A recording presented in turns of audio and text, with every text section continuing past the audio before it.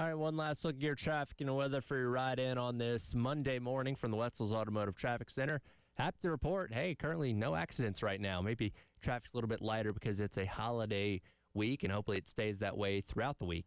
Today, pretty decent, high of 72 with a mix of clouds and sunshine.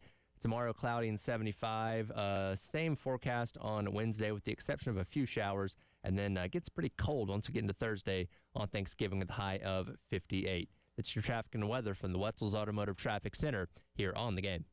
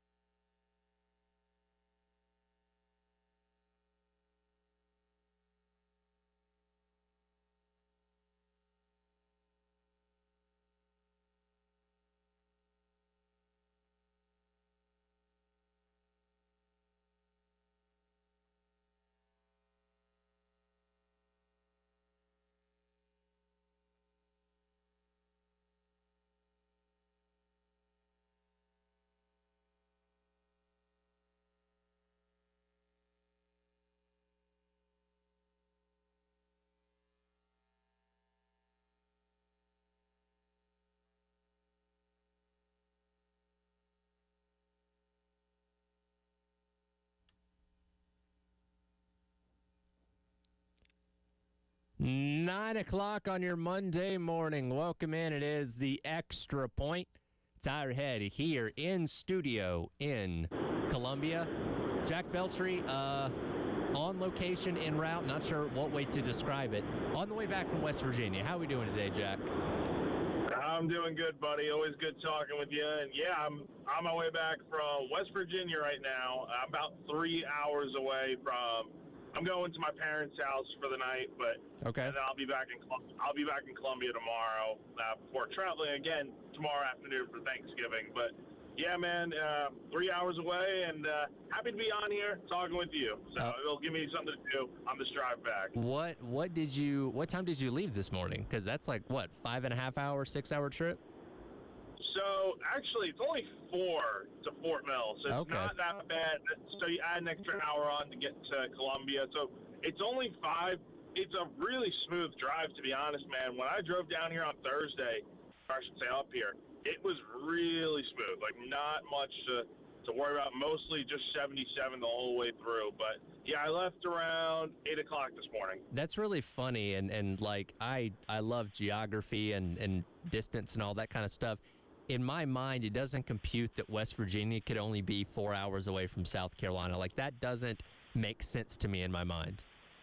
Neither did I think that was the case as well. I kind of thought, like, oh, this is going to be like a 6 or 5.5 hour trip, which it is a 5.5 hour ride from Columbia, but it's a really quick 5 hours. Like, again, it's mostly just 77 in the highways the whole way through, and you'll get a little bit of back roadage, a little bit, but really it's mostly just been highways today. Well, you were up there for the men's basketball Greenbrier tip-off this weekend. Unfortunately, men's basketball goes 0-2 there. We'll get into that a little bit more later on in the show. But what's your official review of West Virginia and the weekend that you had?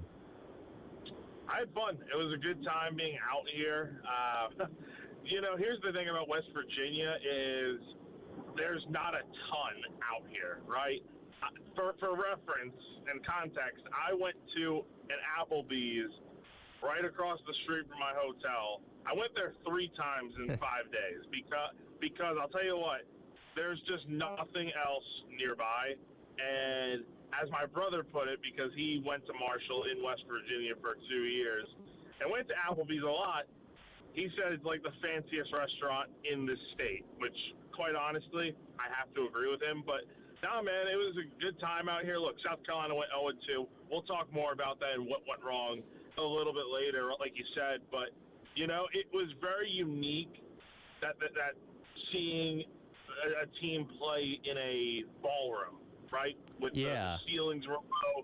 The walls are covered in pink. I mean, Tyler, there's just simply nothing like the Greenbrier. It's a luxury resort for a reason, but like, you know, you hear players complain about the rims being too tight and the vibe of being a ballroom is extremely weird, which it is. I mean, you can hear almost everything the players and coaches are saying. You can hear the fans. I mean, it's like the equivalent of going to a high school game, kind of, when you're in a high school gym. But definitely the most unique venue I've ever covered a sporting event at. Hey, that is one of my favorite things about early season college basketball is when you have these tip-off type of events and small tournaments that you get just some of the weirdest locations. I mean, you know, there are things being played in high school gyms, being played in weird places, but ballroom in the middle of a really fancy hotel, that might take the cake. And it was certainly an interesting aesthetic to watch on television. I'm sure it was even more crazy to be there in person. Yeah, it's so weird because now, like the Greenbrier on the outside has the look of the White House. It's extremely kind of just crazy how nice it is, and then you see all the colors on the inside of the hotel, and then it's like, oh wait, yeah, there's a basketball game going on down this hallway. It's so unique and just niche, but that's what I love about sports is just how it could be like this sometimes. And yeah, you know, look, everyone had to play here, and, you know, Butler had no problem playing here. Virginia had no problem at times, and same with Northwestern. So South Carolina seemed to be the only one that really, really struggled here this weekend. And again, we'll get into that. We'll hear what Lamont Paris had to say coming up a little bit later on in the hour. But as always, on a Reaction Monday, got to start things off with what happened on the football field, which we will do right after the Sandstorm Pick-Me-Up.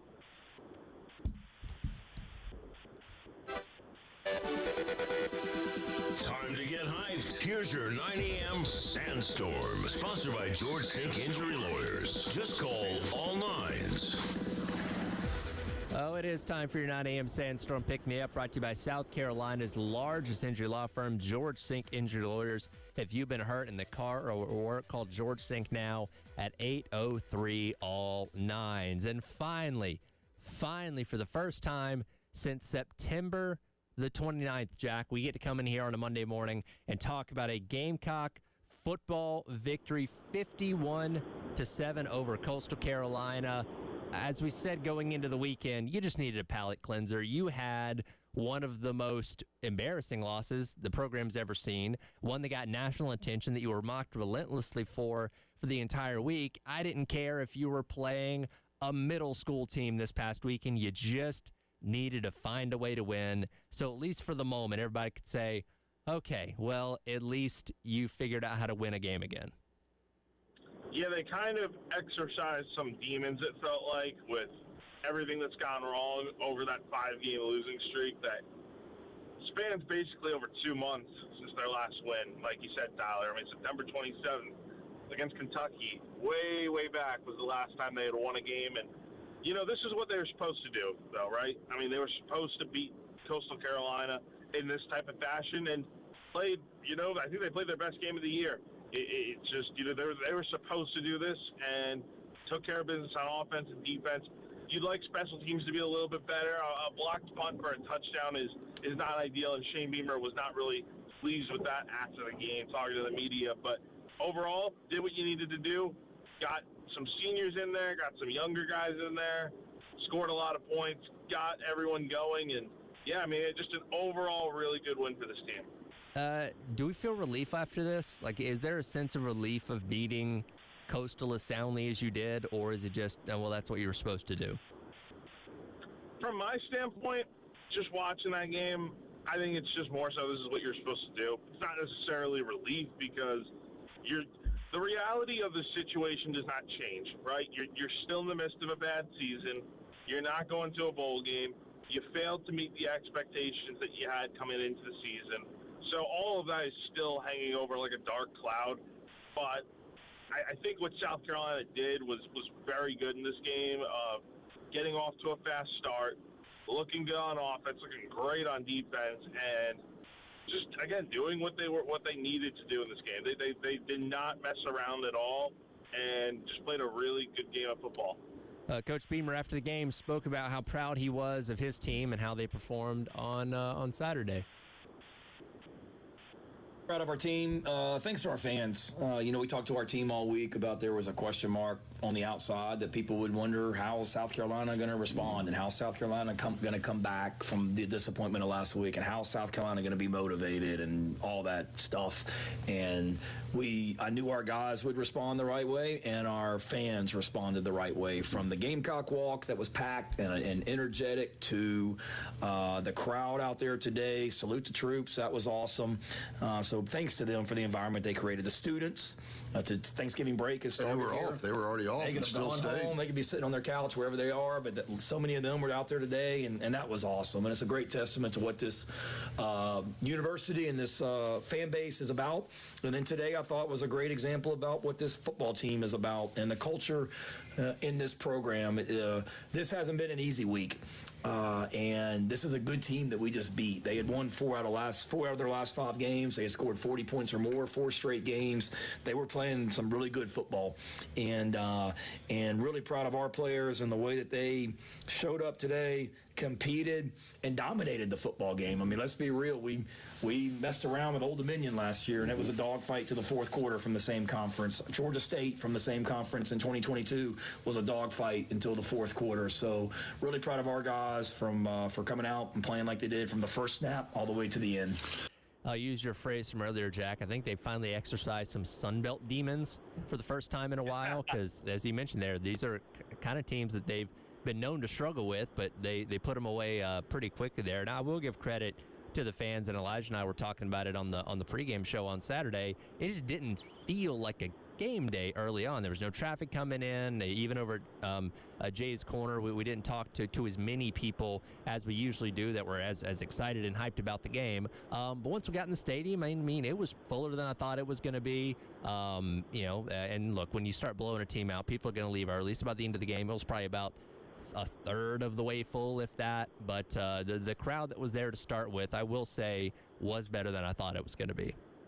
Yeah, so for me not being there, I had heard the same exact thing, that, like, it was easy getting into the game and it was not a lot of traffic, which I don't know how that, works, where the stadium's still packed out, but it's like, oh, there's, like, no traffic getting in here, and it doesn't feel like there's a lot of people here. And then all of a sudden the stadium's packed, but give these fans a lot of credit. It's been a tough year for them. South Carolina came into that game 3-7, playing Coastal. It's the week of Thanksgiving. Like, a lot of people could have just gone home and not showed up for that game, but that's what makes South Carolina fans what they are. I mean, they just continue to show up even through the bad times, and that's what we saw on Saturday. But also give this team a lot of credit too.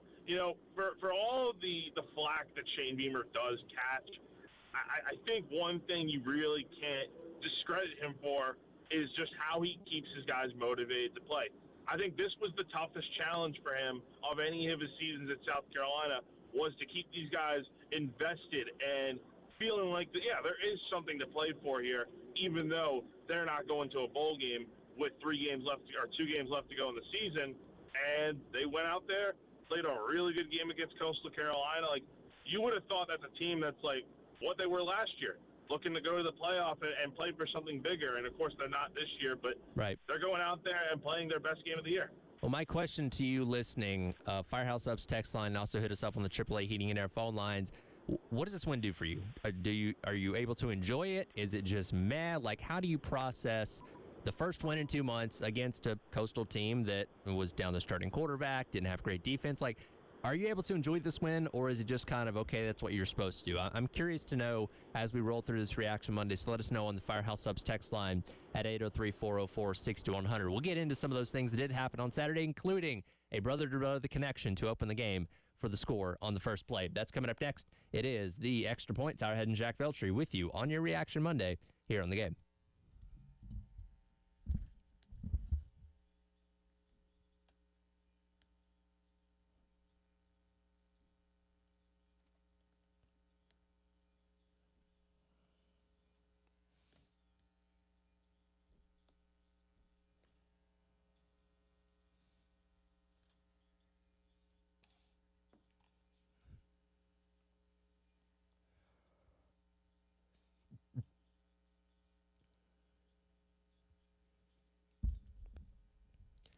It's all right here for our friends over at Canty Foundation Specialist. I tell you about it all the time, but I'm happy to remind you, you always need to be on the lookout for things around your home that are a little bit off. Things like cracks in your exterior brick, cracks in walls or above windows and door frames, doors or windows that might be sticking, uneven or bouncy floors, or cracks over your garage door. If you notice any of these problems around your home, you could have serious foundation issues, and that's where our friends over at Canty Foundation Specialist come in. Go online to schedule an appointment today at cantycanfix.com. They'll send a professional out to your home to evaluate your foundation issues and get them fixed right so you and your family can live worry-free going forward. Again, go online to schedule an appointment today at cantycanfix.com. Let our friends at Canty Foundation Specialist help you out with your foundation needs.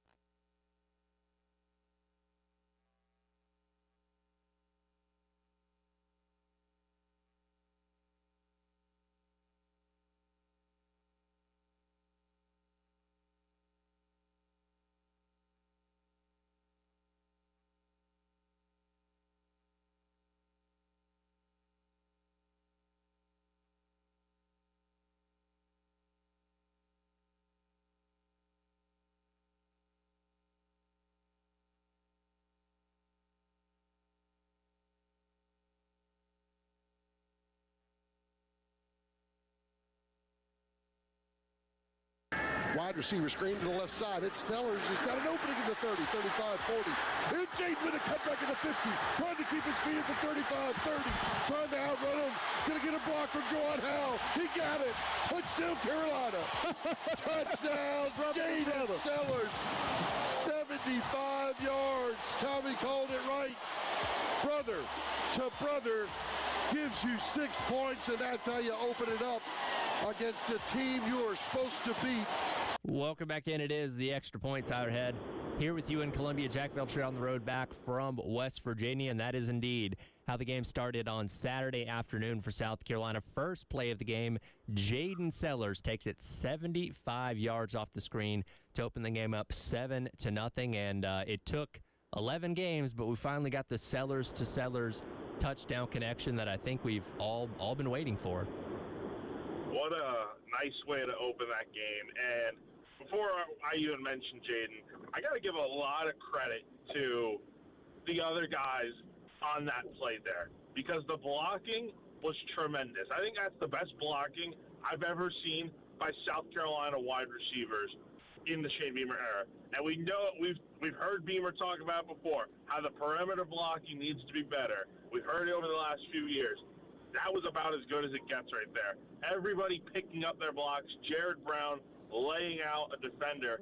And then I think the other underrated thing about that play is how about the hustle by Jawarn Howell, who was in the backfield with Sellers, runs basically the other side of the field, links back up with Jaden, and it's not like he really needed to get a block, but he got there in time to where it's like he's able to shed off that last defender to make sure Jaden gets into the end zone. So, Jaden deserves a ton of props for turning a screen into a 75-yard touchdown on the first play of the game. That play easily could have gone nowhere more times than not, but because the blocking was so good, it ended up being the perfect play. Yeah, and I think Howell on that play alone is a perfect microcosm for, hey, this team wasn't going to go through the motions in this game. They're here, they're fired up, they're ready to go, and you absolutely saw that with the way that they won. But yeah, phenomenal opening play there. That look, that's the funny thing about football is every play is designed to score, right? If you're moving the ball forward, you're trying to get to the end zone on every single play. I don't even know if Furry even thought that one was going to go all the way on the opening play of the game, but everybody did their job exactly as you said. Receivers blocking well. You had Murph that came in motion that had a huge block there to help open the hole as well. You mentioned Jared Brown, then the hustle there by Jawarn Howell. So yeah, for anybody that might have been nervous coming into that game, and quite frankly, myself going in, I didn't know what to expect, right? I looked on paper, and we talked about it at the end of last week, how much better Carolina was on paper than this Coastal team. But it's like, man, as Beamer mentioned a moment ago, I've seen them struggle against teams they had no business struggling against. Could that be another case today? And I breathed. I wasn't completely calm after that, but that helped me, and I think everybody in the stadium, start the game off a little bit better. Like, okay, I think they're going to be all right.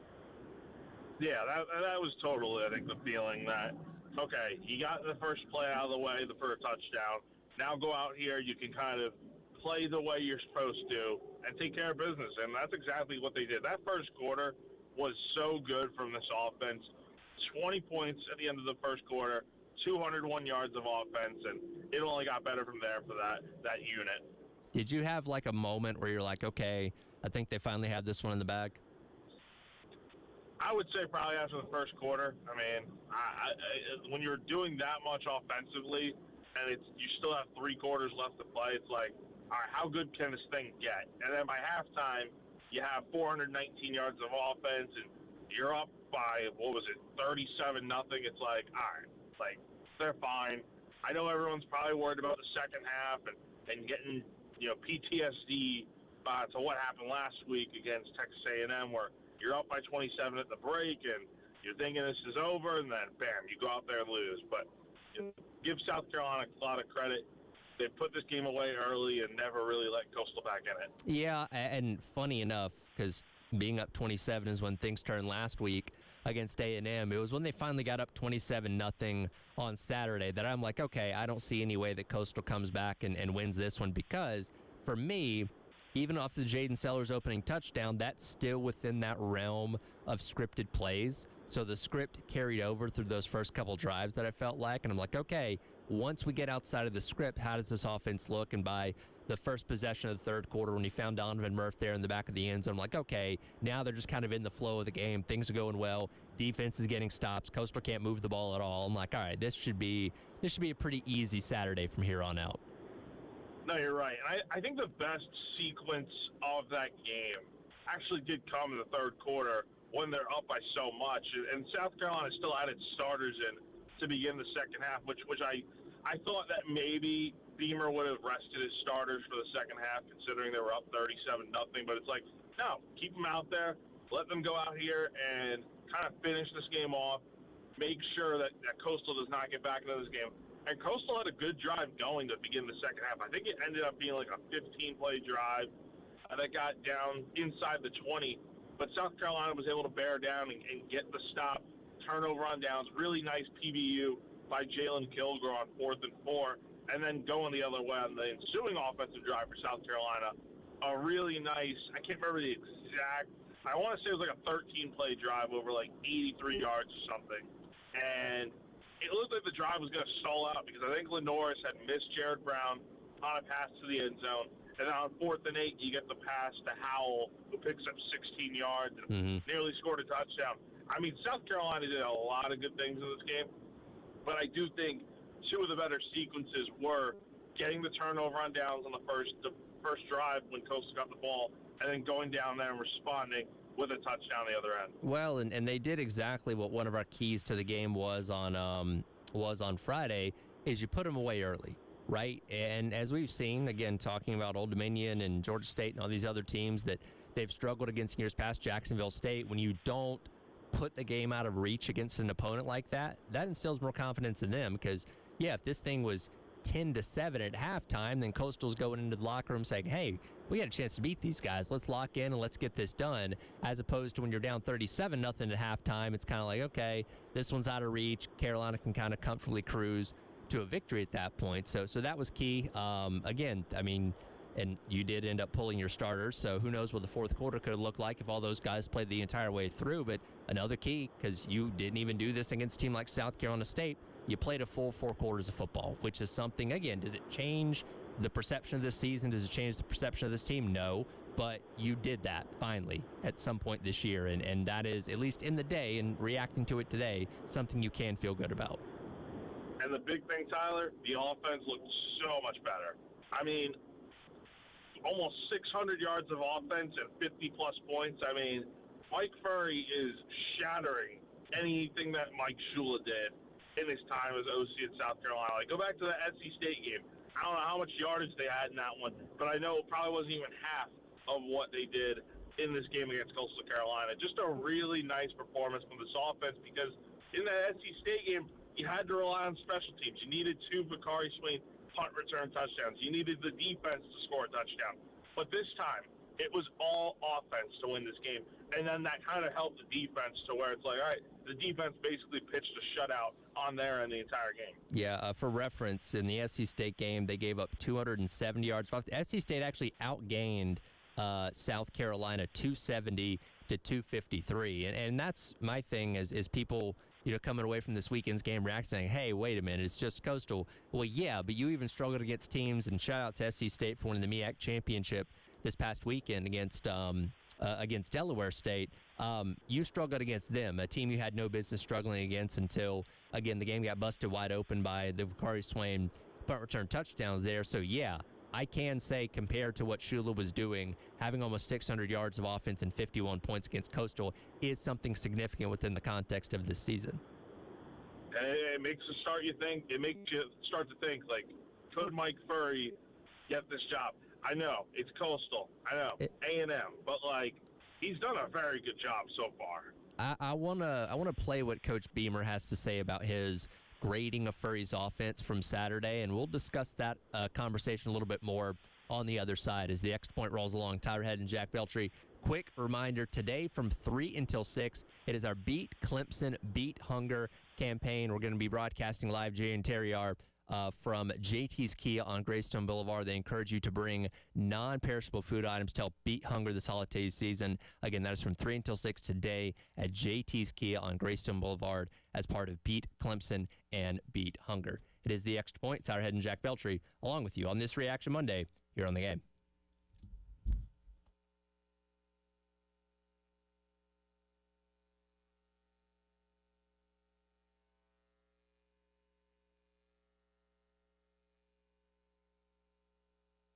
Everyone knows that AAA Heating and Air has the best HVAC replacement options in the Midlands with their guaranteed financing, no payments or interest for 12 months, and a 15-year parts and labor warranty. They're hard to beat when you need a new system. But did you know they also have great deals for repairs? That's right. If your system is broken and you're strapped for cash, AAA Heating and Air can help. They'll get your repairs done with payment options for up to 12 months and also no credit check required. That's right. So if you are the homeowner, all you need is a valid bank account. That's it. That's all you need. So don't wait. Call AAA Heating and Air today and get your comfort back on track. AAA Heating and Air, comfort you can trust.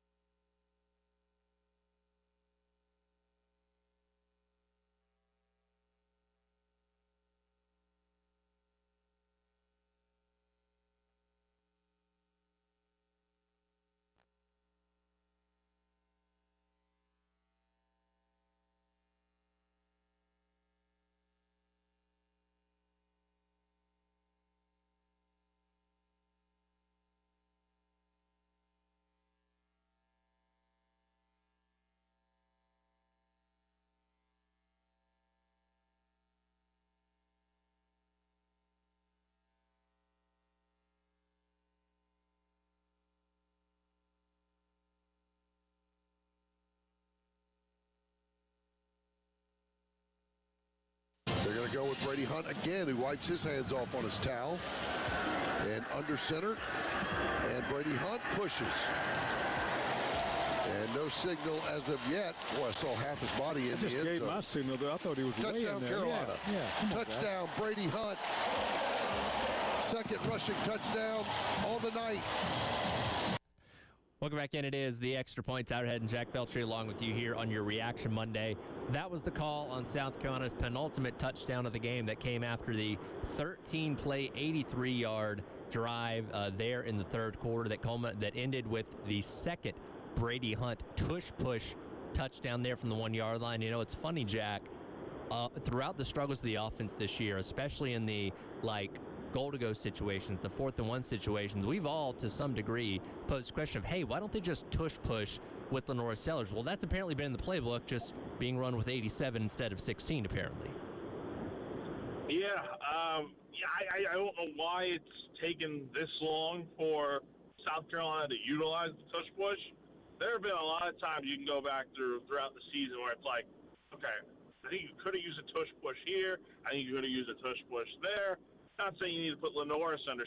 Shoot, that's why they put Brady Hunt out there. He's a big dude who actually used to play quarterback when he was in high school. So doing what he did on Saturday was good for Brady to get involved in this offense. I feel like the tight ends really have gotten a little bit of the short end of the stick this season in terms of production. But Brady went out there, did his thing on these tush pushes, and yeah, it's just surprising how long it's taken for South Carolina to really utilize this play. The tight end and the tush push is becoming more of a popular thing. We've seen it in the NFL the past couple weeks. The Ravens ran a touchdown play off of that 2 weeks ago. The Steelers ran something similar this past Sunday in their game against the Bears, where you put the tight end under center, and if you don't tush push, you can run a fake where it's kind of like a handoff that goes around usually the right side. So I guess there's a little bit more variance there. I don't know if that has any influence on why Brady Hunt was running it, or they just feel more comfortable with him under center as opposed to Sellers in that situation. But regardless, it worked, and it worked twice. Yeah, I mean, it was so cool to see that work and see South Carolina try stuff that's different, right? I think that's the main thing that we've seen with this Mike Furry offense is that they are trying different things, and you're not boxed into a corner where it's like, okay, like here's your set of plays and that's it. Like, no, South Carolina's gotten creative these last few weeks, and I think a lot of that is a credit to James Mashula and promoting Furry to be the primary play caller. Yeah, I do wonder, maybe you should have kept that one in your back pocket until Clemson next week. That way you could have maybe sprung it on them for the first time, because now they have at least a little bit of tape on it. But again, we're just kind of nitpicking at this point. It was nice to see that be successful. And Coach Beamer, after the game, where again you put up nearly 600 yards of offense and 51 offensive points, was asked about grading how Mike Furry's done at play caller so far. Really good. 51 points and 579 yards of offense tonight. Last week against A&M, obviously we did some really good things. There were some drives there, and I didn't like the way that we finished the first half, outside of that deep ball we hit in the 2-minute drive to get us in field goal range. The drive before stunk. I think we went 3 and out. And then that drive was not very good outside the explosive pass that we hit and whatnot. So I didn't like the way that we finished, not necessarily play calling. I just didn't like the way that we finished it. But I think Mike and that whole offensive staff has done a really nice job of just being creative, having some fun. I mean, we put a lot of stuff on tape tonight, formation-wise. And guys have fun with it. We had some stuff that we didn't run tonight that we'll save for next week that our guys get creative with, and we let them name some of it, which is scary, but they're just having fun with it, and guys are playing with confidence, and Lindorus is doing a nice job. He did a really nice job tonight of managing things too, I felt like. So here comes the question, is now we're 8 quarters into the Furry era as the offensive coordinator on an interim basis, at least, and again, give credit where it's due for finally having the best offensive performance of the entire season, regardless who the opponent is. Is that enough to help his cause to become the full-time offensive coordinator? Because let's remember, Coach Beamer said this as much a couple weeks ago, or last week, whenever it was, that they ideally want to have this OC hire done pretty quickly after the Clemson game. So within the next week to probably about 10 or so days, And again, 6 of the 8 quarters that Mike Furrey has shown have been really good. 2 of those pretty bad against Texas A&M. Does Saturday help his case at all, in your opinion? A little bit. It's hard to ignore the fact that there was so much offense in that game, and I think you kind of have to do a comparison of like we just did with the SC State game versus this game. Like, Furrey put up more than half of the yardage that Shula did in one game. I mean, it's just 600 yards of offense compared to 250 or whatever it was in that SC State game. It's a night and day difference with what this offense has done over these last 2 weeks. I don't think it's solidified him to get this job, but I think it was just taking an incredible performance against Clemson to where it's like maybe you put up 40, 50 points. And it's like, wow, I don't think we can really deny this guy. It'd be one thing if South Carolina weren't in the position they were, and it's like, okay, you could take a gamble here with Mike Furrey being your OC. I think it'd be fine. I think he would do a good job, but this hire has to be right.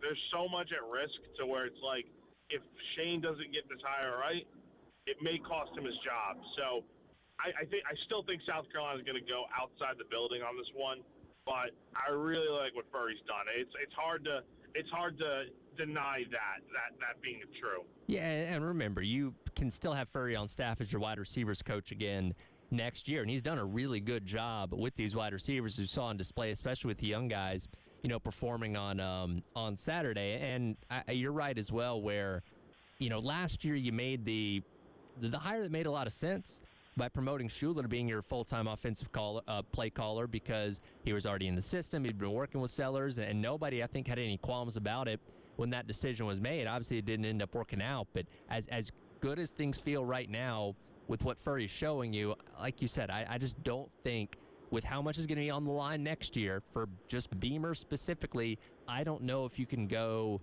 in-house hire 2 years in a row and feel comfortable with that, regardless of what he does. Now, yeah, if he puts up 56 points and 600 yards of offense against Clemson this upcoming weekend, it becomes more of a legitimate conversation. But I really think, and based on what like Wes and everybody have been reporting on over at Gamecock Central, it really feels like they're focusing the hardest on guys outside the building right now, which to me makes total sense.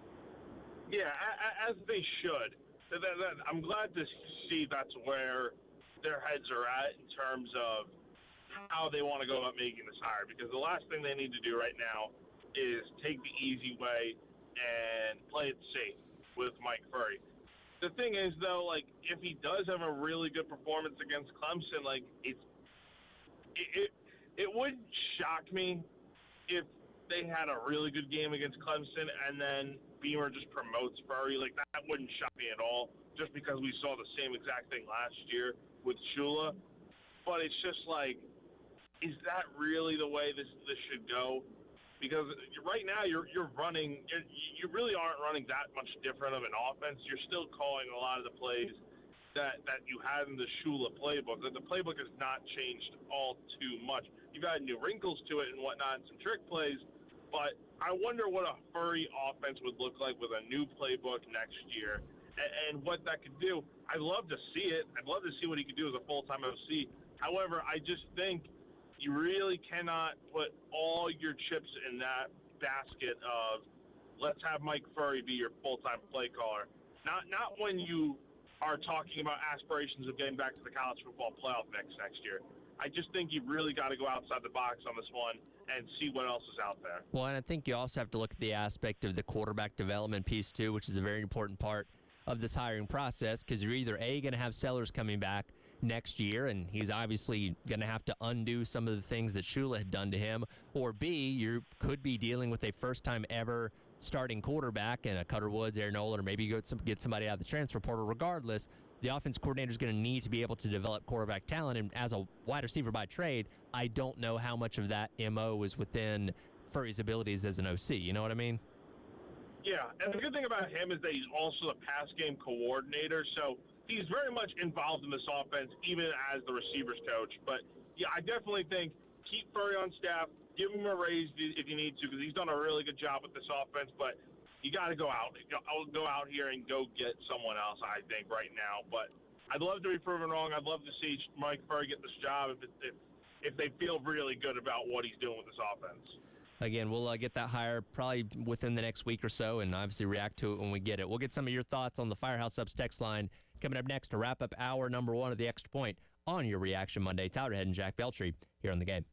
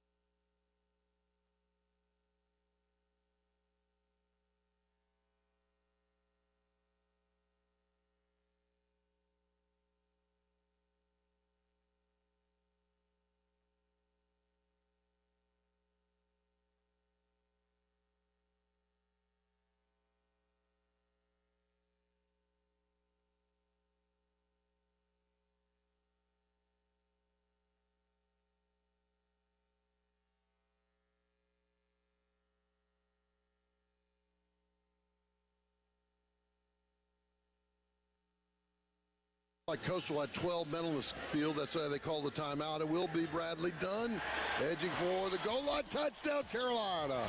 Touchdown, Bradley Dunn, the senior of all seniors, is absolutely thrilled to get a touchdown here on senior night, and almost three-quarters of the team's coming out to celebrate with him in that south end zone. He is pumped up, the second TD of his career, and Bradley helped us take it to 50. It's 50-7 with the extra point upcoming. Welcome back in. It is the Extra Point. Tyler Ed and Jack Belcher with you here on your Reaction Monday on the game. That was called at the very end of Saturday's game that gave South Carolina their 50 and 51st point that helped them win the game against Coastal 51-7. Bradley Dunn, as Todd Ellis described it, the senior of all seniors, getting in there for perhaps his last touch as a Gamecock into the end zone there to score. And, you know, we make jokes so much about Luke Doty and how long he's been around the program and all that kind of stuff. But Bradley Dunn's been in lockstep with him. He came in as a walk-on back in 2020, earned his scholarship a couple years ago. And as you heard there, with all of his teammates coming out there to support him, a very popular guy on the team whenever he gets a chance to touch the football.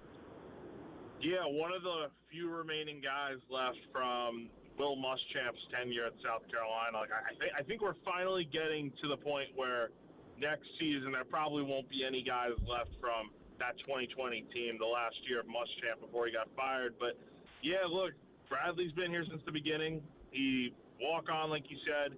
He eventually got put on scholarship, which was really cool for him. And, yeah, I remember last year when he scored that touchdown against Wofford and all the players poured out and dogpiled him, and it was really, really cool to see. And then he gets an opportunity to score another touchdown in this game. That's what Senior Day is all about, and I love seeing stuff like that, and it was really cool. Yeah, so that's what you were hoping for in a game like this, where you can have a big enough lead and let some of those guys get in and get a final couple touches here as South Carolina Gamecocks. I asked the question at the start of the show, what does this win do for you, if it does anything at all? On the Firehouse Subs text line, Nameless Texter weighs in, says, on to Clemson, good win, but we got bigger fish to fry now. And I kind of feel like that's probably the sentiment from a lot of the fan base. Like, yeah, good, we got to win. You know, now you're not going to your best possible record is now 5-7 as opposed to 4-8 going into this upcoming weekend against Clemson. So, yeah, you cleanse the palate and then lock in on the team from the upstate in orange that we hate so much.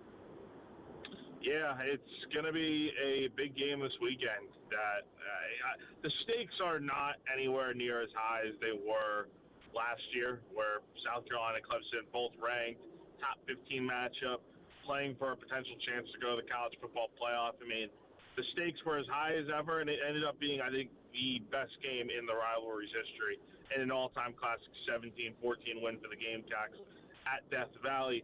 This year, different story. Both teams underperformed, came into the year's top 15 teams, and Clemson's going to go to a bowl game barely, and South Carolina will miss out on a bowl game. But it'll be interesting to see what the vibes are like going into this weekend, what the players have to say, what the coaches have to say, and how they go about approaching this weekend.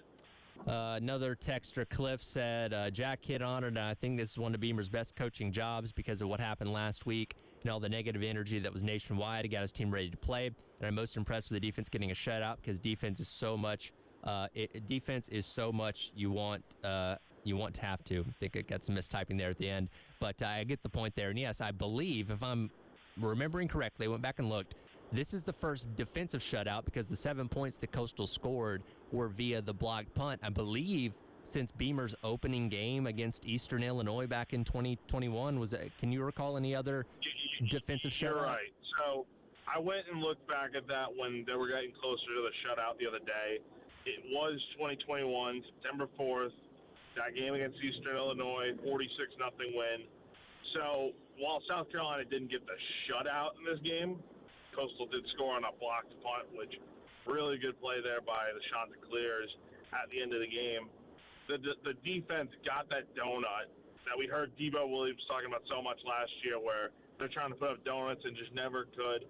Well, this time defense actually did put up a donut. It's just it stinks that they didn't get the shutout in this one, but defense played as good as you could have hoped for. Well, it's one of those things, like, they know, right? Like, the scoreboard doesn't show it, and people outside of Columbia aren't going to think anything that it was a special teams score, but defensively, you went out there, you did your job, you kept that Coastal offense at bay. Turnovers on downs, all those kind of things that made for a really fun Saturday from a defensive side of things as well. That, again, is that any indication of what you're going to do against Clemson? Probably not, but you at least feel good knowing you went out there and did your job on Saturday. The main thing I could take away from this game, I think they got some mojo back, right? Like we had the texter mentioned there. Shane has done a really good job of keeping these guys invested in spite of everything that's went wrong this season, right? And heading into this last week of the year, I think they have got this offense kind of figured out. As you mentioned, they are going to still have some new plays in that playbook for this game, things that they have not run yet. And then this defense is playing some really good ball after a disastrous second half against A&M. So exercised a lot of demons, got back on track with a win, and now I feel like you could probably go out here, play a lot more free against Clemson, and not feel like, oh, your back's up against the wall in this game. Yeah, hopefully so. And again, you're not playing for bowl eligibility at this point, but there is still the chance to knock off your rival. And don't worry, we will spend plenty of time this week talking about our disdain for the team in the upstate, as rivalry week's my favorite week of the entire year, if I've never said that before. I love the hatred that runs through all of college football, and this is one of the best places for it. Yeah, it's a lot of fun, and this week's always entertaining with these two fan bases. So, yeah, I'm really looking forward to seeing how it goes. We'll talk about men's basketball coming up next in hour number 2 as Jack Veltri was on the scene to see what happened at the Greenbrier tip-off. That's coming up next here in the Extra Point on the Game.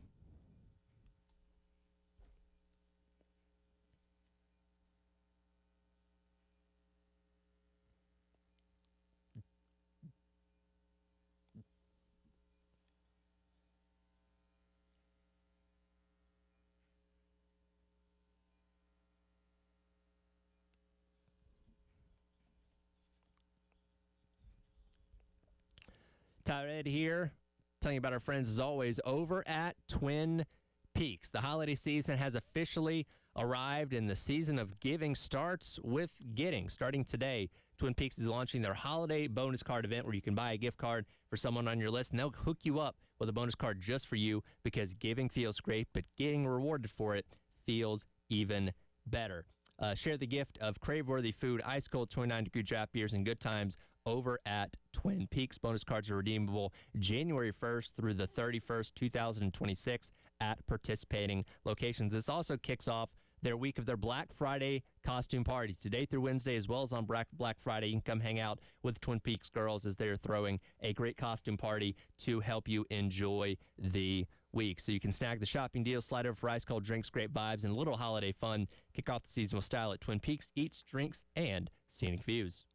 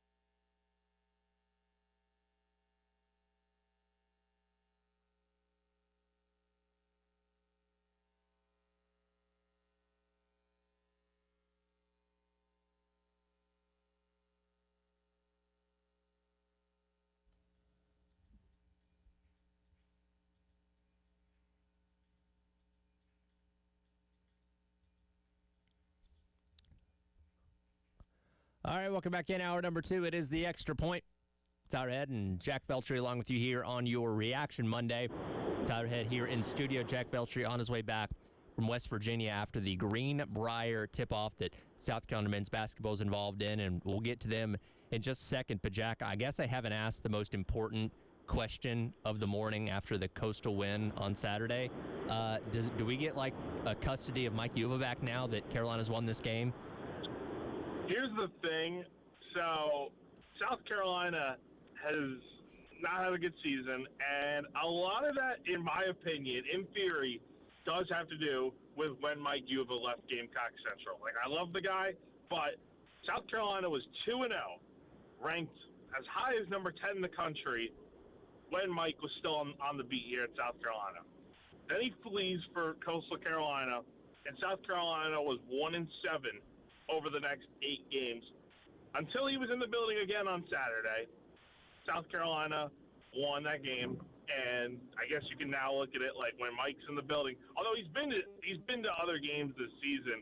I think he went to a game when Coastal was on their bye week, and South Carolina lost that one. So I guess that theory isn't completely true, but nah, man, I'm happy for Mike and all he's doing over there at Coastal. I'm just saying, I'm a superstitious person, and if Mike is the reason why this team isn't being successful for him not being here, I think we need to find a way to get him in the building this week. And look, they don't play James Madison until 3:45 on Saturday, so here's what we got to do.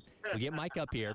He's here from 12 until roughly 3:30 when the game ends. We get him a helicopter or a plane or whatever. We can jet him back out of the coast. He can be there probably by halftime of that game and kill 2 birds with 1 stone. If that's what we need to beat Clemson this weekend, I'm more than willing to make those arrangements.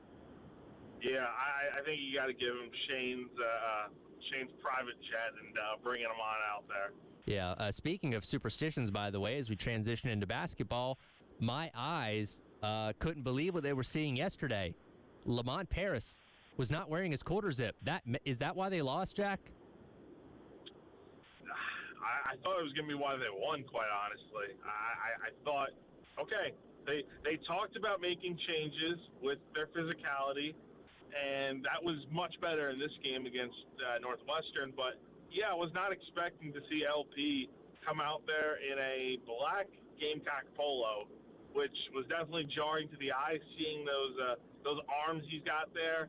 I mean, you never see them because he's always got his quarter zip on. I mean, everywhere he goes, in practice, at football games, he's always wearing a quarter zip. And so it was definitely it was a bit jarring to the eye just to see this new look for him. It is funny when they were having their struggles last year and losing all those close games and all that kind of stuff. I remember telling you, hey, nothing's off the table in terms of trying to change things up. If that means Lamont Paris needs to start wearing T-shirts instead of quarter zips, and let's do it. And obviously they didn't take that advice last year, but for whatever, I don't know, maybe it got left in the wash at the hotel or something like that. But regardless, he didn't wear it on Sunday. They lost. But I want to rewind back to Friday to start things off here because the loss against Butler was pretty significant for a lot of reasons. And Coach Paris was pretty blunt after the game by saying, well, we just got our butt kicked.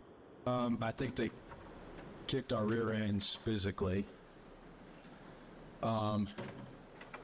which hopefully will be good for us and incite some changes in mindset, which will incite some changes in what we're doing physically, which hopefully will lead to some different results in physical plays. You write stuff up on the board before the game, you're going to concentrate on this, or and then you don't do that well at all in the game.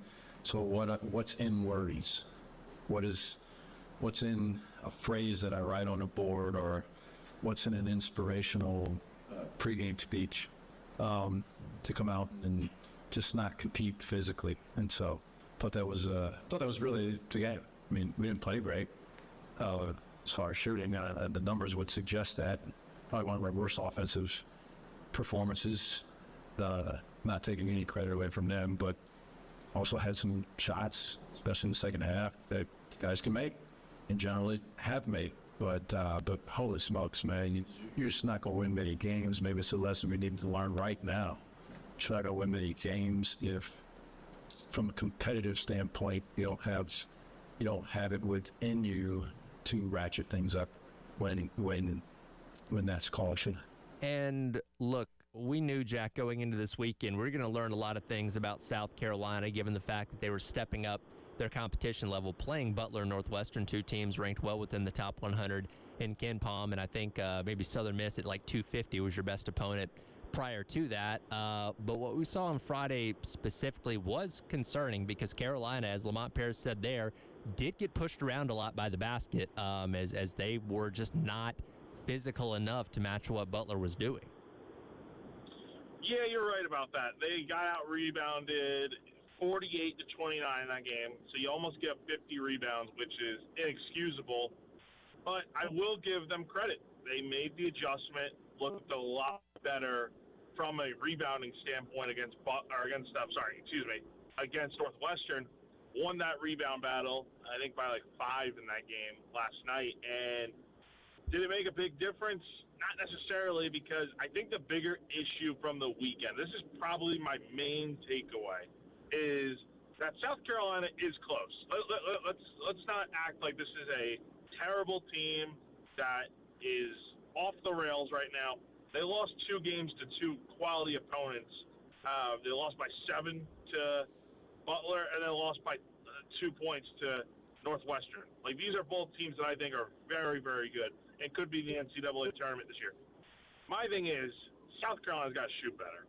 There's far too much inconsistency from this weekend. Now, I know, the tight rims were the main talking point at the Greenbrier. And Meechie Johnson said those were the worst rims he's ever played on in his life, and he wasn't even trying to be funny about that. Even LP had something to say about the tight rims. But everyone was playing on them, and Northwestern still shot over 50% from the field last night, and Butler had a good shooting day on Friday as well. So South Carolina just needs to be a bit more consistent, especially from three-point range. Far too many missed threes this weekend, and it makes you wonder, like, okay, that's kind of the one thing that this team's really missing right now, and it's supposed to be their best quality, is their three-point shooting. And I do wonder, on a night where they are able to get going, can they win these games, right? I think they can beat anybody when they're on pace to make a lot of threes, but when they're missing, you get things like this.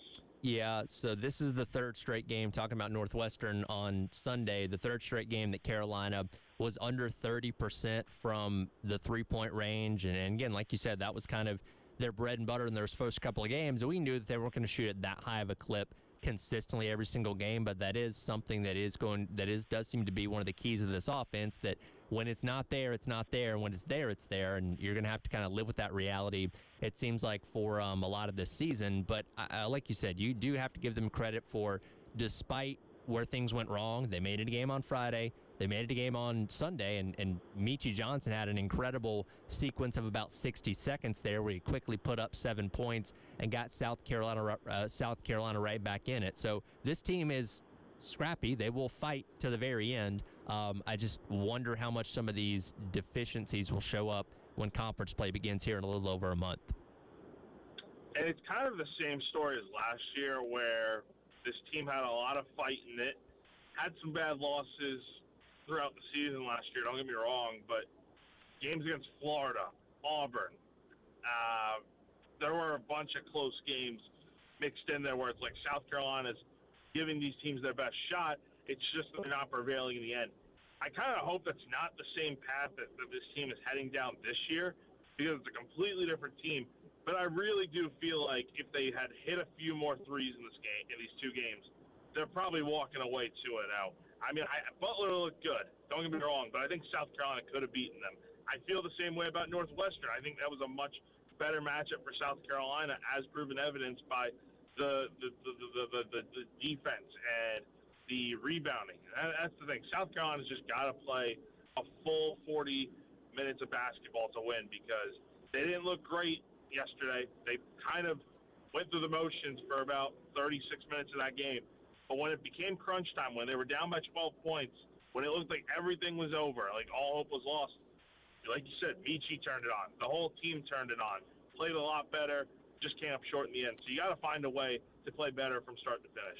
You know, one player that's particularly intriguing to me, I think, is Elijah Strong. And when Carolina was struggling early in the game yesterday against Northwestern, when Elijah Strong came in, because I don't think they'd made maybe any three-pointers up to that point. He came in, popped a couple threes, got himself 16 points, which was his high so far this season here at South Carolina. He can be one of those guys that comes in and does have a pretty significant impact in terms of providing that spark. And I'm going to be interested to see if he can consistently do that this year, because he's kind of been up and down so far. 11 points, 0 points, 4 points, 15 points, 3 points, 16 points. So you want to see that be more consistent, but he does show you that ability to go out there and make a difference when he's on the court.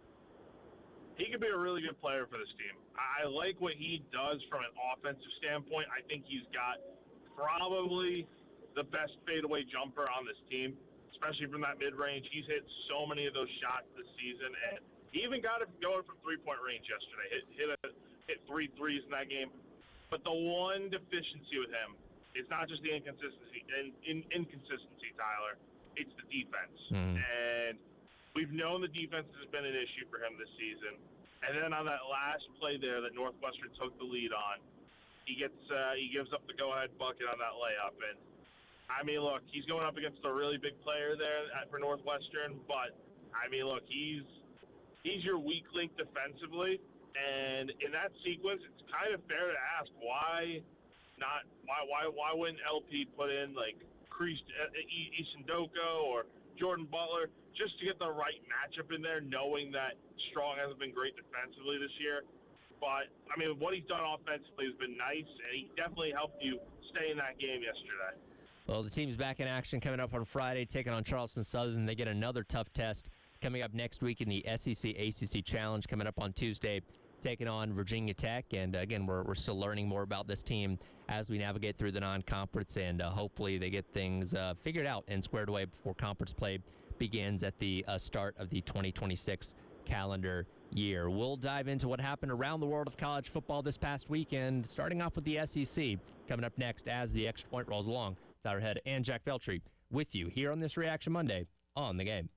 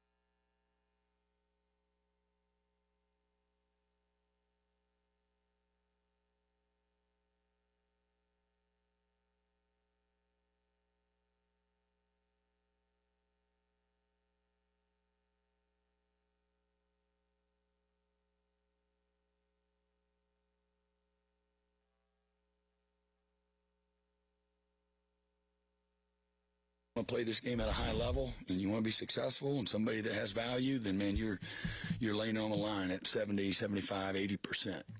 And, that's the reality.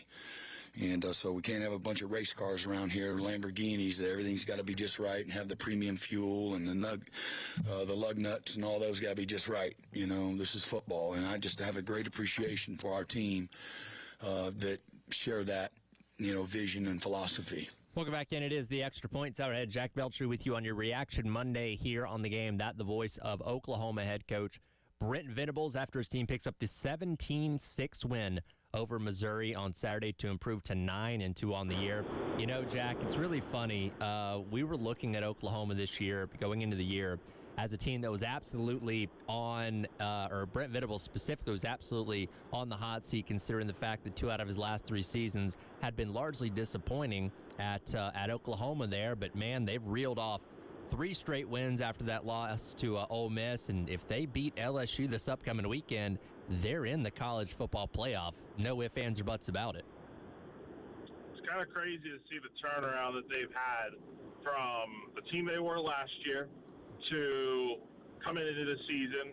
Venables was on the hot seat, and if things did not get off to a good start, Oklahoma's probably looking for a new coach. But they've really turned it around, and a lot of it does have to do with what John Mateer and this offense with Ben Arbuckle have done, no doubt. But let's face it, Oklahoma, if they're going to go on a run to win a national championship this year, it's going to be because of that defense. That defense has been so good this year, and it's a championship-level defense, in my opinion, to where the offense doesn't need to play particularly great. Only 17 points on Saturday, so you can win football games just based off of what this defense does.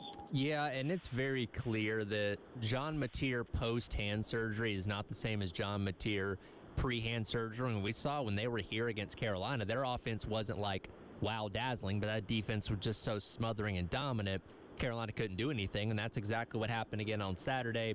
Missouri only had 122 total yards in the second half, 0 of them coming on the ground. They kept Ahmad Hardy and Jamal Roberts at bay, but those guys combining for only 71 total yards on the day on Saturday, and they sacked the returning Bo Pribula 4 different times throughout that game. And yeah, you're going to have a tough time doing anything against that Oklahoma pass rush when they're getting to you at that high of a clip. At what point do we start having the conversation of, can Eli Drinkwitz win the big game? I mean, he hasn't done it this year. Hasn't really done it throughout his entire career at Missouri, unless I'm mistaken here. But I just feel like we need to have that conversation of Drinkwitz has done a great job at Missouri, no doubt about it. But they're falling short of expectations yet again. They've got 4 losses now on the year. And this is a team that was coming off some really good wins, a few 10-win seasons here. And I think it's probably getting to that point where Drinkwitz is so brought up in these different head coaching jobs. But, I mean, I saw Will Helms from Gamecock Central kind of bring up a good comparison of, Shane Beamer and Eli Drinkwitz are kind of one and the same. They're not too different from each other. Yeah.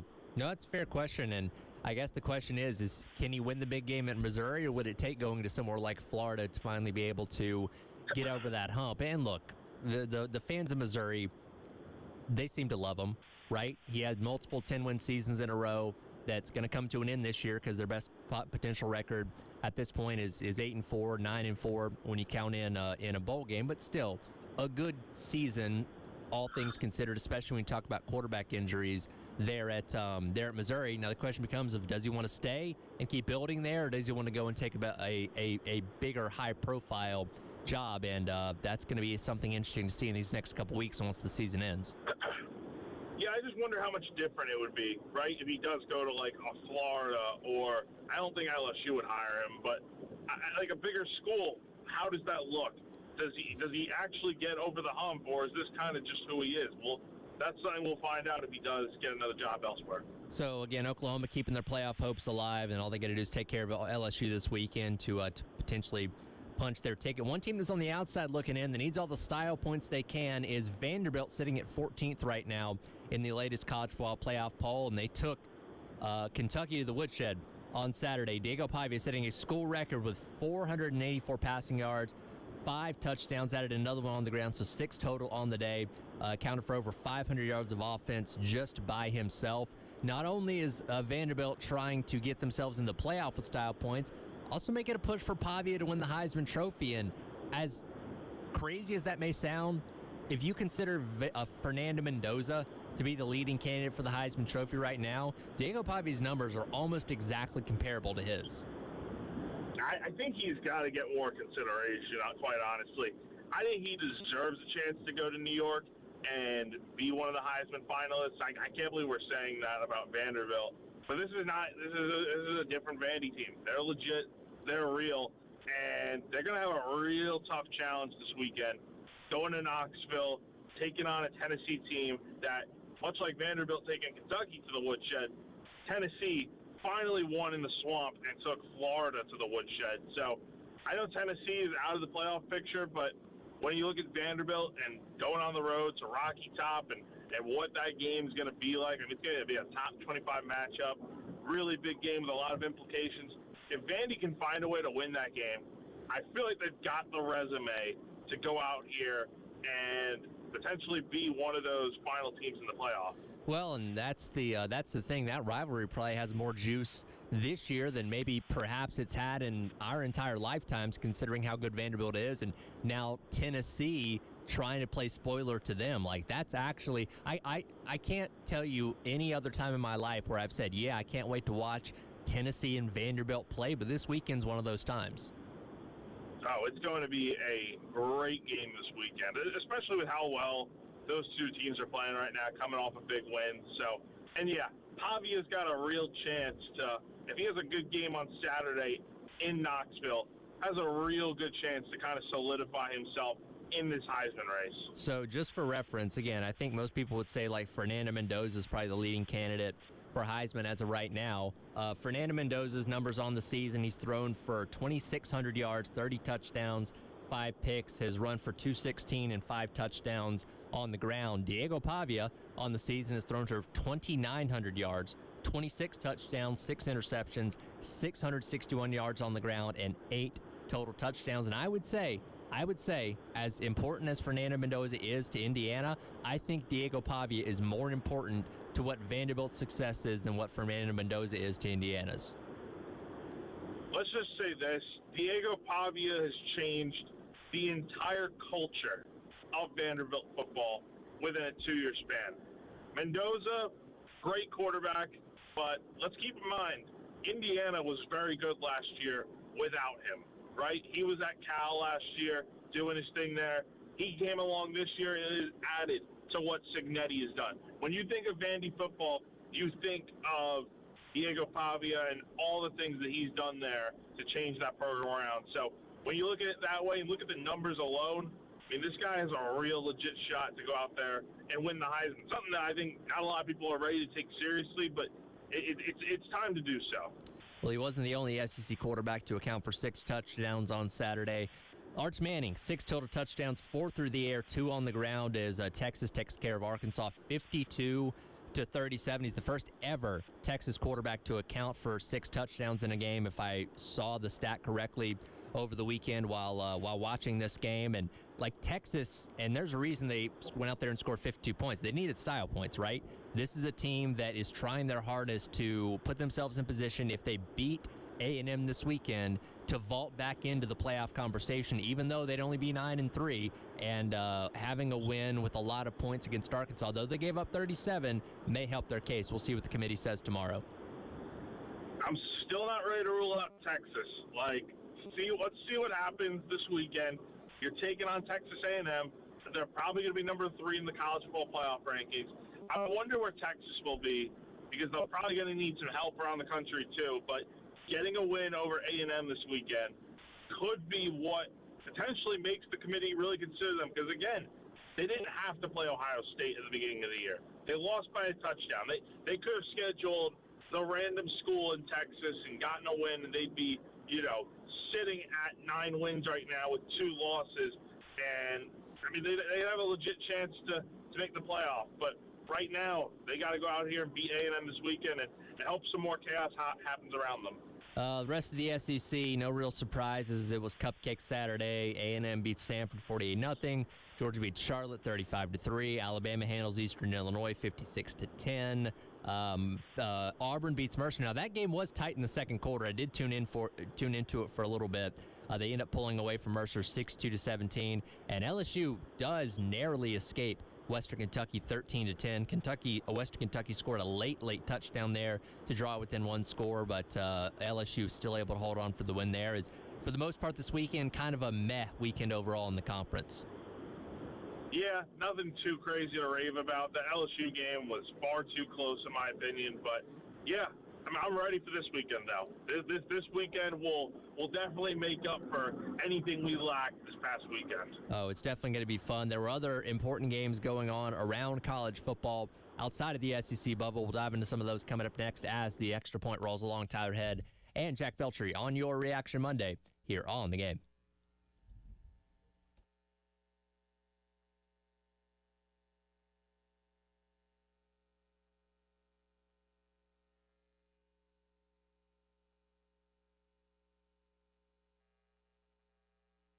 Everyone knows that AAA Heating and Air has the best HVAC replacement options in the Midlands with their guaranteed financing, no payments or interest for 12 months, and a 15-year parts and labor warranty. They're hard to beat when you need a new system. But did you know they also have great deals for repairs? That's right. If your system is broken and you're strapped for cash, AAA Heating and Air can help.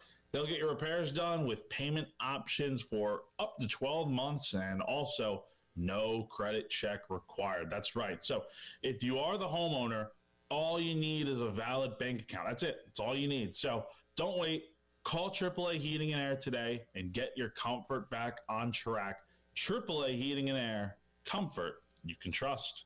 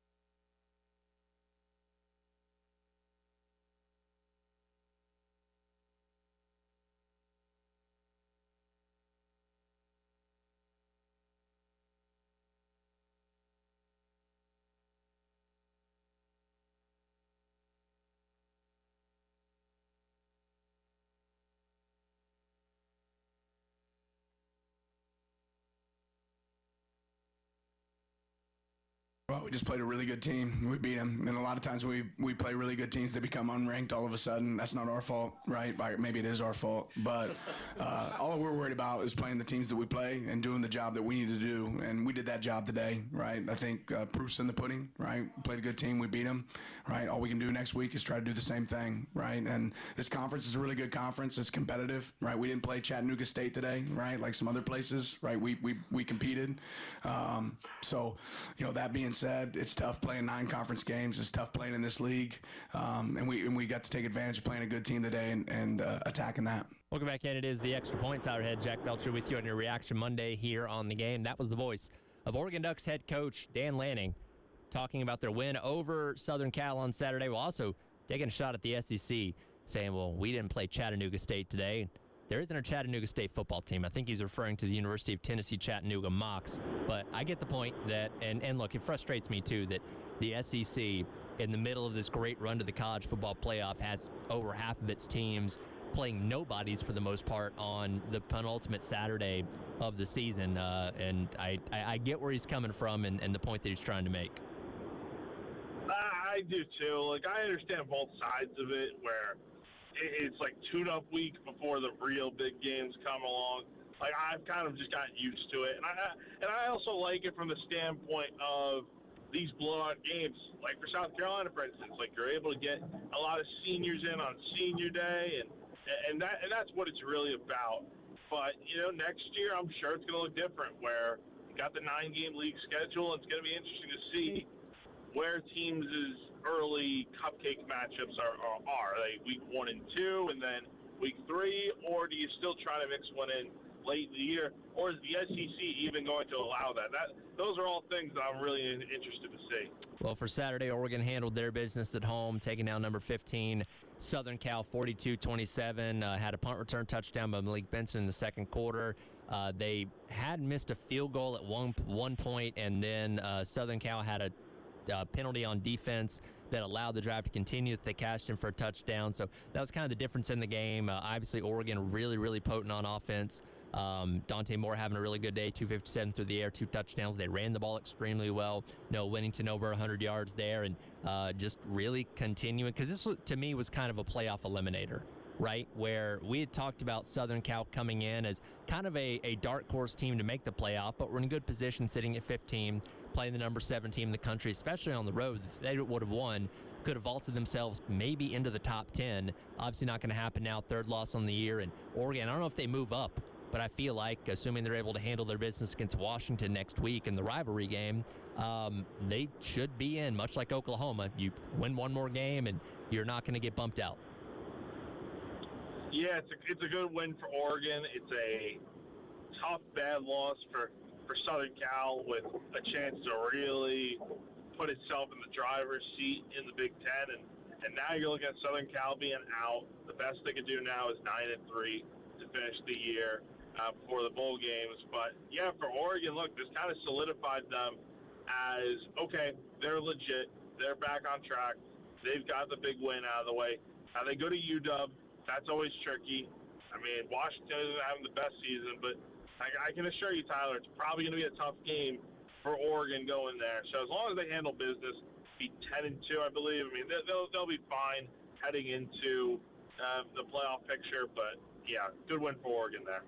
Elsewhere, a game that looked like it was going to be a blowout at one point on Saturday night was Pitt going on the road to take on Georgia Tech. Both these teams still vying for a chance to play for the ACC championship with only one loss in conference play. And so Georgia Tech playing Georgia this weekend. All they had to do was win this game, and they would have punched their ticket to the title game coming up in 2 weeks in Charlotte.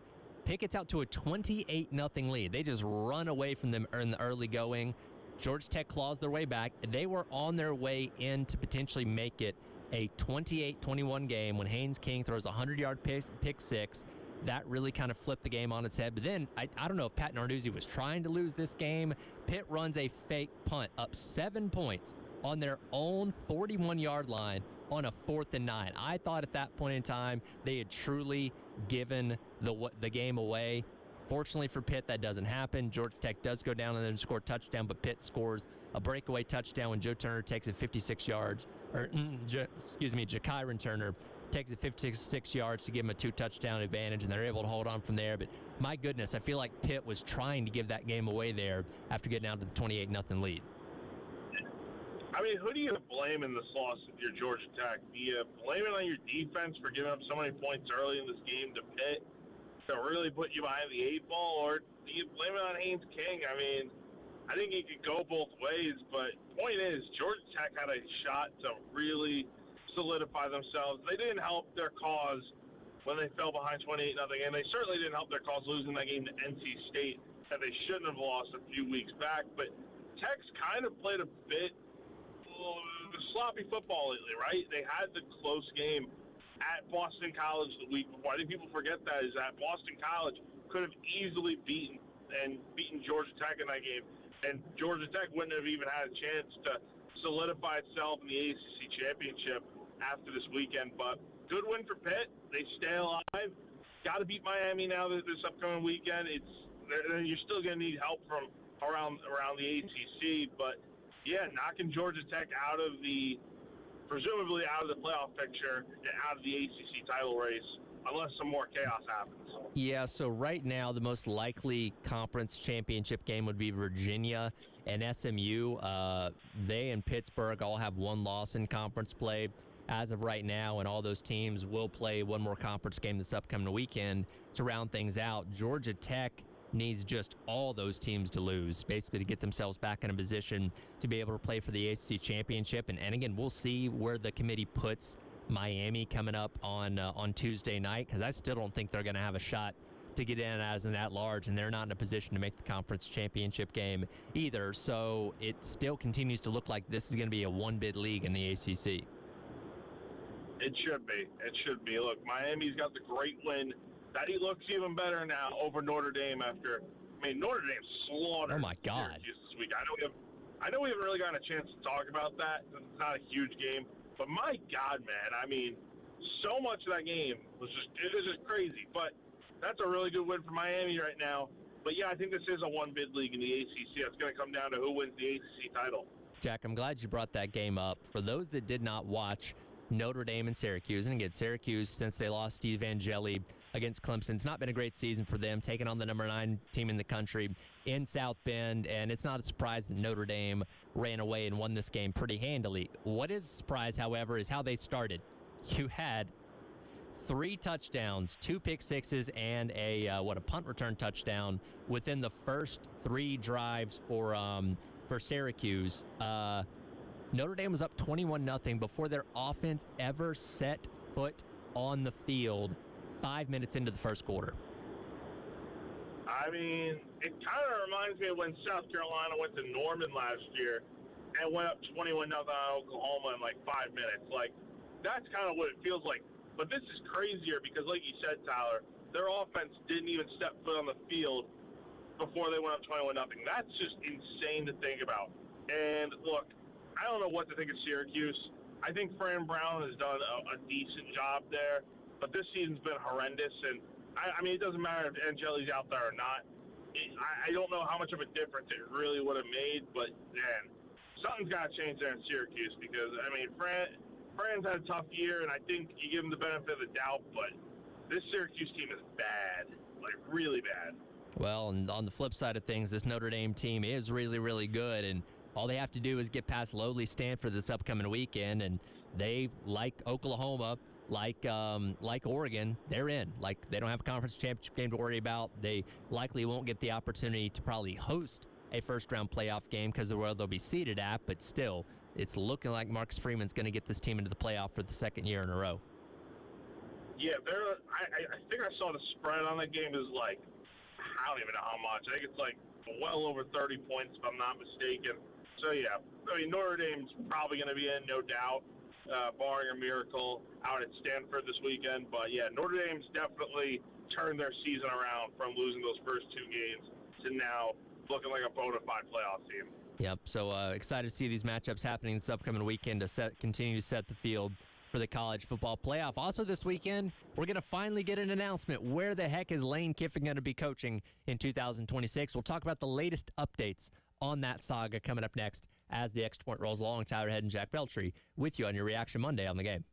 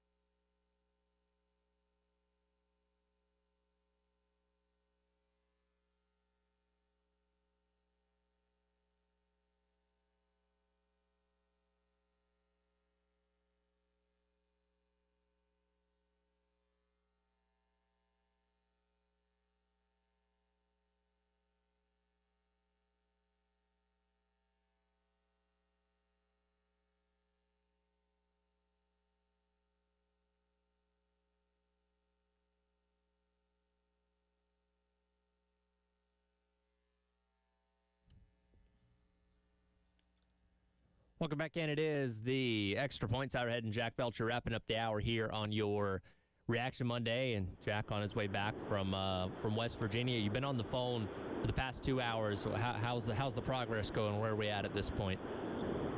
I've actually done pretty well, man. I have an hour and 4 minutes left to go until I'm back in Fort Mill. So again, like I said at the beginning of the show, not going back to Columbia yet. I'll be back in Columbia tomorrow for Shane Beamer's press conference at 1 p.m. And then I'm actually going to Georgia for Thanksgiving. Oh, okay. My family and I, we typically go out there for Thanksgiving. We've done it for probably 10 or 12 years now. And, but, I'm 1 hour away right now. And it's definitely helped talking to you here, man. It's made this drive feel a lot quicker. Well, I'm glad we could help you pass the time a little bit there. One thing that continues to keep us entertained is the ongoing saga of Lane Kiffin and where he's going to be coaching in 2026. And we thought maybe we would get something last week, considering that Ole Miss was going to be on a bye and that a decision would be made before the Egg Bowl. Well, that's not the case, as on Saturday or Sunday, whatever day it was, Keith Carter, the vice chancellor of intercollegiate athletics at Ole Miss, put out the statement about the fact that a decision will be made coming up on Saturday. Egg Bowl's on Friday. Don't forget, that game will be on at noon, I believe, on ABC. On Saturday, once that game's out of the way, Lane Kiffin will let us know what he's doing in 2026, because unlike most coaching searches where there's usually a pretty heavy indication one way or the other about what's going to happen, we're sitting here now 5 days away from this announcement, and I still have no clue where he's going.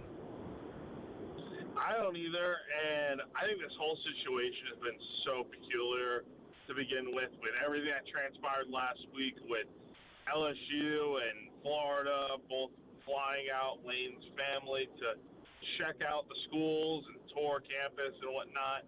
And it's just been so strange, all the drama that's gone on with this. And then this announcement comes out where he's going to make his decision on Saturday after the Egg Bowl. Like, is this going to be televised or something? Or is he going to come out with, like, a statement? And I just feel like it's just very Lane Kiffin. And it would not shock me, because of all this, that he would stay at Ole Miss. I just feel like he's giving all this, the LSUs and the Floridas of the world, all this hope just to stay at Ole Miss long term. So to me, you either have to do a hat ceremony, like when, a kid's picking a college, or do like the LeBron decision thing where, like, I don't know, Reese Davis sits down with him in a room and he tells her, well, after much consideration, I'm going to take my talents to Baton Rouge or Gainesville or whatever it may be. Like, it can't just, this isn't going to be something that's just going to be like a tweet, right? Like, he's not going to be like, hey, I'm staying at Ole Miss, or hey, I'm going to LSU. Like, there's going to be a show element to this. I just don't know what it is yet. You would hope that's the case. It should be, for what this is. It's a circus. It's crazy. And the crazier part about this, Tyler, is that this decision is coming not just after the fact that the regular season ends, but Ole Miss is going to be going to the playoff this year. And that's going to be very interesting, because Ole Miss will, more likely than not, host a home playoff game, and they'll be trying to win a national championship this year. And what if it comes out that he's going to LSU or he's going to Florida? I mean, I just don't feel like they'd be making this big of a deal of it if he wasn't coming back to Ole Miss. I don't think you would have Ole Miss's AD coming out with a statement saying Lane will make his announcement on such and such a day. I mean, right? I mean, it's the whole situation is so weird. Haven't really seen anything like this before. It is comparable to LeBron, but I feel like even that was different because it was well after the season ended. Like, the season will still be going on for Ole Miss. Can I throw you another wrench into a possibility here? Let's do it. Terry opened my eyes to something this morning that I wasn't even aware of, being a rumor. What if Kalen DeBoer left Alabama? What if he went to Penn State? What if Lane Kiffin's waiting out the Alabama job instead? I mean, look, I didn't think about that, but I definitely saw that Penn State's pushing for DeBoer, as they should be, because, I mean, look, they got to get somebody that's better than James Franklin, and Kalen DeBoer might be better than Franklin. I don't know. I think it depends on what happens with Alabama. If they lose this weekend to Auburn, I think Alabama fans are going to be ready to have Kalen DeBoer out of Tuscaloosa, and that may open the door for him to go to Penn State. So, Yeah, I mean, look, Lane, I feel like Lane would fit in very well at Alabama. I honestly thought when Saban retired, I thought Lane was going to get the job at Alabama, but maybe he is waiting it out. I don't know. That's a good wrinkle in this whole saga that's been going on. I did not think about that. Yeah, I look at this point. I don't even know if Lane knows where he's going right now. You know what I mean? Like, again, typically in coaching searches, we get a pretty strong indication as we're getting closer to these decisions being made of what somebody's going to do. And I can believe him going to Ole Miss.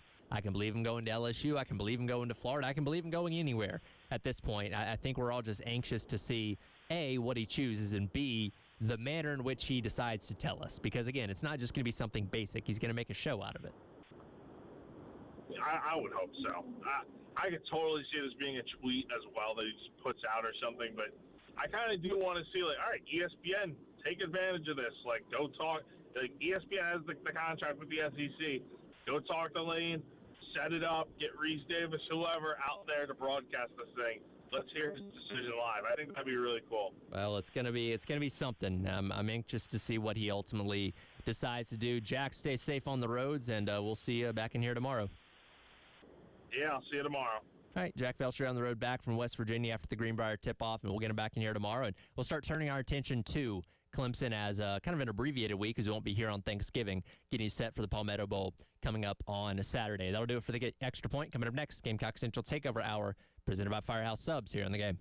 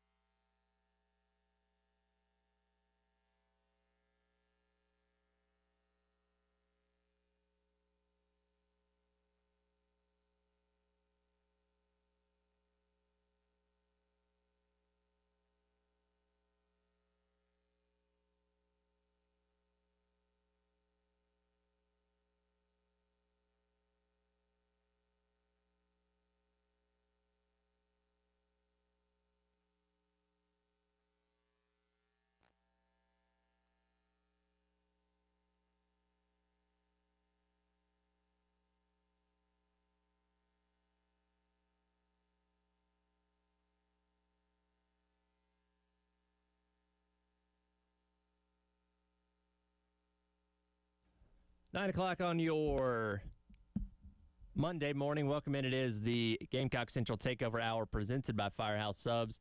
Tyrod West Mitchell, Chris Clark along with you here. Finally, for the first time in 2 months, breaking down a South Carolina victory as the Gamecocks pick up the win against the Coastal Carolina Chanticleers on Saturday, 51-7. Again, this doesn't necessarily change anything about what this season is or our overall thoughts on this team necessarily, but dang it, guys, it feels good to finally be talking about a win again. Was that opening track there purposeful? It's been a while. You know what? That lined up perfectly. It's been a while since we got to talk about a win. It has in indeed here. been a while. Thank you, Stained. You did not plan that. I did not plan that. You could have taken credit. They are randomly cycled, but that worked perfectly. Worked perfectly. Yeah. I think, you know what, man? I think you still have to give the guys credit for doing what they were, quote, unquote, supposed to do against, what was an outmatched opponent, I think. And, we knew going in it was going to take a lot for Coastal to put themselves in a position to win this game, especially without Samari Collier. And, I think we saw they just really did not have much of a chance on offense. But, credit the Gamecocks for also coming out. And there was a lot of talk about, hey, where's the mindset of the locker room going to be right now? There's not a whole lot to play for anymore in terms of, like, outward goals, in terms of, CFP thoughts went away a long time ago. Now, even being bowl eligible has gone away. And you were coming off of one of the most disappointing losses in quite some time. So what was the mindset of the team going to be like? And I think a lot of people kind of anticipated that, hey, the team's heart really isn't going to be in this thing. And that was the furthest thing from the truth. I thought there was a lot of hustle. We saw a score on the very first offensive snap of the game. We saw guys downfield blocking 70 yards downfield. And really, it was just a high-effort game. And I think to go out and just take care of business the way they did, the game was never in doubt, even though you didn't have Nick Harbor or Dylan Stewart. I find a hard time finding anything negative to say about a day like that at the Park, which really you've needed that because there just have not been many of those this season. Well, guys, I feel like when we talk about the positives in this game, very quickly – people could hear us and say, "Oh, you're giving them flowers for beating Coastal Carolina, right? Whoop-de-doo, the rest of the season hasn't gone well." But I think you make a good point, Wes. Like, how many times have we seen this South Carolina team play down to competition, even in the midst of good seasons, right? Like we were talking about this earlier, Wes. Shane Beamer brought up a couple of the games too. Last year's South Carolina squad, that was a pretty darn good team. Maybe not at the beginning of the season, but certainly by the end, they were a really good team. They were in an absolute war trying to beat Old Dominion, who's from the same conference, Sun Belt Conference, at home. Remember the Jacksonville State game, out of Conference USA. Heck, guys, look at the FCS opponent, SC State Bulldogs, earlier this year, and the conversation after that game of just, looking kind of listless and just not looking very good at all. Yeah, you ended up winning that game and winning it comfortably, but it certainly wasn't because of offensive firepower where the game was just in hand early. And this one was, right? So to try to add some nuance to the conversation, Wes, you pointed out many times, this is the first time that there's been a Shane Beamer team that has played a game where they're not making a bowl game. Now, we can leave the slight possibility that they get in if there's open bowl slots. South Carolina beats Clemson, they're 5-7. Yeah, maybe they can sneak into a bowl. But for all intents and purposes, this isn't a bowl eligible team in the traditional sense. And they can't be. You're playing Coastal. The season hasn't gone well for a lot of guys individually. The season hasn't gone well collectively for this entire football team. You could very easily see guys just kind of going through the motions. And they didn't. They not only did what you should do against a team from the Sun Belt who's playing a backup quarterback who's struggled defensively pretty much all year. You went out and dominated the game from start to finish, and you're able to put in a slew of human victory cigars by the end of the day. That's a good day. And, those things do matter. You don't have to be incredibly excited. I'm sure you had fun if you were at the game, if you watched the game.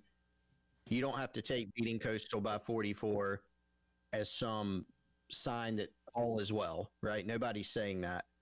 But it is important to look at it and say this is a team that's still engaged, because you know what? To beat Clemson, their season hasn't gone well either. When I watch Clemson play, I see guys generally that are still very engaged as well.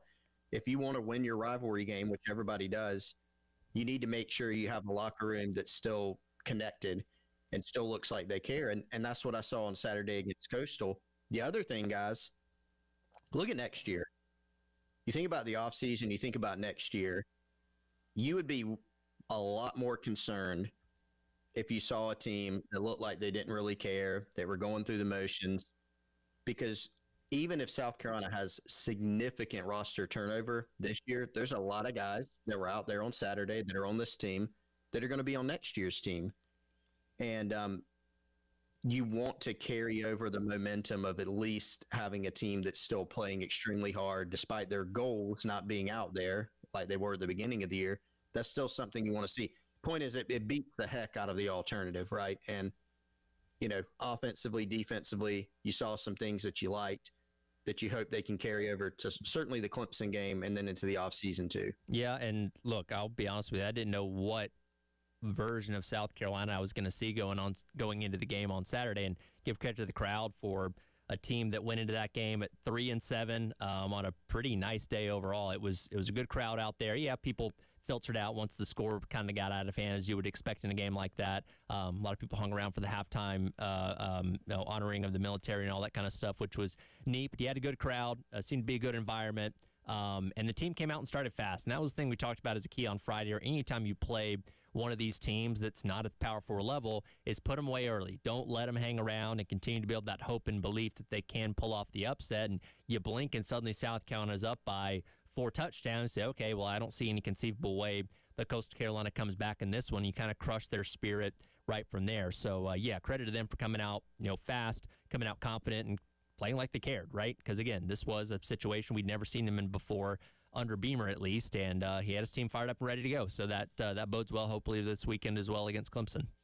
Yeah, I mean, I think it's easy to say it's just Coastal now, but if you're saying it's just Coastal now, were you also saying it's just Coastal going into the game? You know what I'm saying? Or were you going, well, Coastal could come in here and beat the Gamecocks? I mean, this game was out of hand by the end of the first quarter. And, honestly, Carolina probably in some ways could have named their score. And so I think it was just a matter of coming out, doing what you were supposed to do against they were an overmatched opponent, but you proved that on the field, and we have not always seen that. I mean, everybody remembers, what was it, three and outs in a row to start the game against SC State, and just was an ugly game on offense. And I think we saw once again a Mike Furry-led offense that had a good game plan, that the guys appeared to be confident in the game plan. They appeared to know what was going on. Now, it was a fairly, I feel like, simplified approach, combined with, frankly, a lot more creativity in the last 2 games than we have seen for the first, 9 or so games of the season. And I think, introducing the tush push with Brady Hunt, there were a couple of kind of misdirection, like reverses and some different things to get other guys involved. But for the most part, sometimes the most intelligent thing you can do is not to overthink. And for Carolina, it was, we're going to spread the field, we're going to put Coastal in space, and we're going to make this thing to where our guys can play fast and to where they're not going to have to think a ton and they can react. And, there's some opponents you play where you're going, and we're going to have to kind of outthink them. We're going to have to do some things different than they're expecting and surprise them and trick them and, just maybe go above and beyond. There are some opponents you look at and say, man, we can out-athlete these guys. And I think South Carolina offensively just said space and speed, and we're going to out-athlete these guys. Yeah, they did. I mean, that was a big part of the game plan going in. You saw it play out, and then it was discussed after the game. Now, you still got to go execute those things, right? But I do think there's something to be said for, again, we have seen them struggle with teams like this in the past, where it seems like you have a decided advantage in one area or another, what was another conversation coming in? Hey, Coastal Carolina, they play this unconventional defense. Yes, they've struggled, but will you struggle with against a defense that you don't really practice against that type of defense? Maybe in practice during the week, it's hard to get a good look at it. South Carolina just said, no, we are going to dictate how this team goes. And what's our most sensible path? What's the easiest path? Football is not an easy game, but what's our easiest path to getting there? And it was, we're going to put our guys in space. We're going to block on the perimeter. We're going to let them operate in space. We saw that from play one on. When you look at this Coastal defense, probably their biggest Achilles heel throughout the season has been tackling in open space. If you just go look back at their statistics, if you go back and watch some of their games, they really struggle to get guys down in the open field. So South Carolina said, hey, we have better athletes. We're going to force the issue and try to make them tackle us. And from start to finish, that's what they were able to do. Got Jaden Sellers in space, got the backs in space, got the other receivers in space, looked up the stat guys. PFF, imperfect guide, but they had South Carolina's skill guys is forcing 22 missed tackles in the game. Pretty good number there. So that game plan certainly worked. Against, Clemson, it's going to be a different type of challenge. But I think what we've seen, through the last 4 quarters, I realized the second half of A&M didn't go well, but the first did. The entire game against Coastal went well in terms of plays that actually mattered. And when you had the first string guys in there, what did they first 9 drives, 7 scores and 2 punts, and the 2 punts you had 4th and 1, could have probably gone for it. That's a pretty good day at the office. And so I think the past couple games, we've certainly seen more so than in the first several games, the first part of this season, South Carolina's offensive staff identifying where are some areas that we can take advantage and then going and take advantage. And they're executing better, which is another part. So ultimately, if players aren't executing well, you have to go back to coaching. If they are executing well, you go back to coaching. So we can all put this thing in its proper box, in its proper context, and say, yes, it's Coastal, it's a Sun Belt team, but you did what you wanted to see them do, which was execute more cleanly. There's still some penalties, right? They got to clean up, but you saw them execute more cleanly than you have in many other instances. What was Beamer's assessment of Mike Furry's offense? Let's hear that coming up next. It is the Gamecock Central Takeover Hour presented by Firehouse Subs on your Reaction Monday here on the game.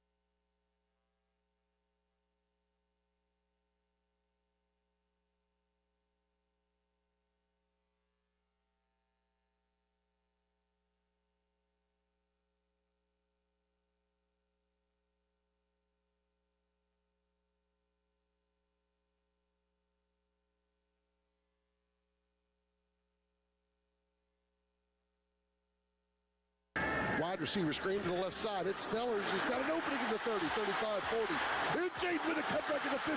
Trying to keep his feet at the 35, 30. Trying to outrun him. Going to get a block from Juwan Howell. He got it.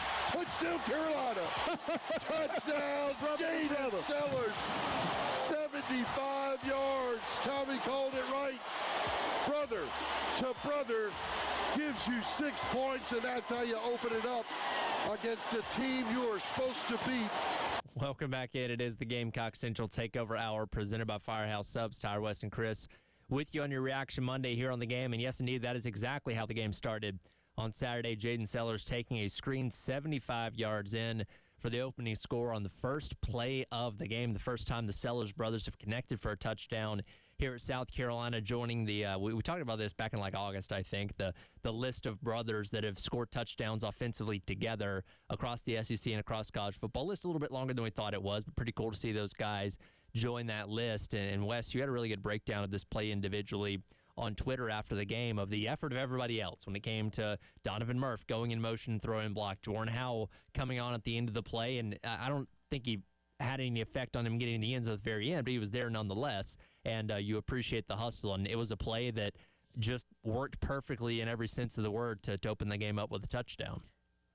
Yeah, you don't often get just perfect execution from like all 11 guys, and this was pretty close to it. And for one, it's an RPO, so you have to make the right read if you're Sellers and not just hand the ball off. For two, it was an unbalanced formation, which meant that South Carolina, technically, formationally, the right tackle was the eligible player on the right side of the line. Now, he couldn't have gone out for a pass because he had an ineligible number to go out for a pass if he did not declare himself. But point being, you're trying to out-leverage Coastal into the field side of the field, and then you motion an additional guy out there, and frankly, I don't know what exact call Coastal was in, but I just don't think they adjusted the way you're supposed to because they were outnumbered on the outside. There was one blocker for every defender.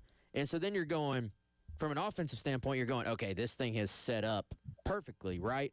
Well, then you still have to execute it. So you have 3-on-3, boom, boom, boom. All three blockers get their guy. So now you have basically created it close to an explosive. You have at least a first down play. Well, now you have to have a guy to make somebody miss. So then you get that aspect has been added to the play. First guy on the scene, Sellers makes quick work of him. Then you have to have vision, cuts it back. There are two more defenders coming into view. He cuts it back. I wouldn't really call those missed tackles because they weren't close enough, but then the speed to take it the rest of the way, and then I'm with you. I think Jaden is scoring anyway, but a nice little add-on for Juwan Howell, and just the speed. I mean, he came out of nowhere on the TV copy. You're like, where did he even come from? And just a great play all the way around. And I think, we talked about South Carolina setting the tone in this game. We talked about South Carolina dictating this game. And this was a great way. Like, you're coming in, you're Coastal, whatever your pregame speech was, whatever we're about to – nobody believes we can win. We're about to go in here and have one of the biggest upsets in school history, and you're all mentally pumped up. And then the very first thing that happens is South Carolina throws a screen pass, essentially, and scores from 75. Had to be very demoralizing on that Coastal sideline, too. Yeah, and Tim Beck, the Coastal coach, that was the first question that he got in the press conference was about that play. And he actually, I appreciate it, had a pretty detailed answer on it. But he said, to your point, Wes, that kind of took the wind out of their sails just immediately, right? Tough to give that speech if he gave it. Tough to have that belief when you come into a game and then see that immediately happen on the first play. It is definitely a demoralizing play, and there ended up being, not that exact play, obviously not more 75-yard scores, but a lot more of that. Where that came from throughout the course of the game, South Carolina didn't really slow down in terms of their offensive production throughout. But that's the type of play, guys, that regardless of opponent, you want to see South Carolina execute better throughout the season. I mean, perimeter blocking's actually been a pretty big point of emphasis at times this season. South Carolina hasn't had as much success as you would like throwing the ball out to the perimeter. And so it was kind of a perfect storm where, yes, just coastal, right? But you block it up perfectly. You also had a really good play call on with the decision to throw it out there versus what coastal was in. They blitzed, they sent some field pressure, they rotated a safety down. They were playing, I think, a 3-deep coverage. And because you motioned out Jordan Dingle, you ended up outnumbering them, I think 4-3, just kind of in the area to the field. And then you were able to, get your blocks. You have a crack block. You have the motion that Donovan Murph had that was pretty good. And then Jaden Sellers was able to do the rest. So big first play, one of many, big plays offensively that South Carolina made in that game. And it really served to accomplish one of the keys, and that was you knew South Carolina needed to come out in this game, change the scoreboard early, put all the pressure on a coastal team that has been struggling defensively and is not built to come back because of that. Plus, they're playing a backup quarterback all game, and it was just the start of a dominant day for the Gamecocks. Yeah, did he say that they got completely out leveraged and outnumbered? Like, was there supposed to be an adjustment for them defensively when the motion went out there, Chris? Did he give specifics on that? No, he basically, he didn't say we messed it up. He just basically said that, they had 4 guys in an unbalanced quad formation. And the exact quote was, it was a good play call against a bad defensive call. They got us, Mm-hmm.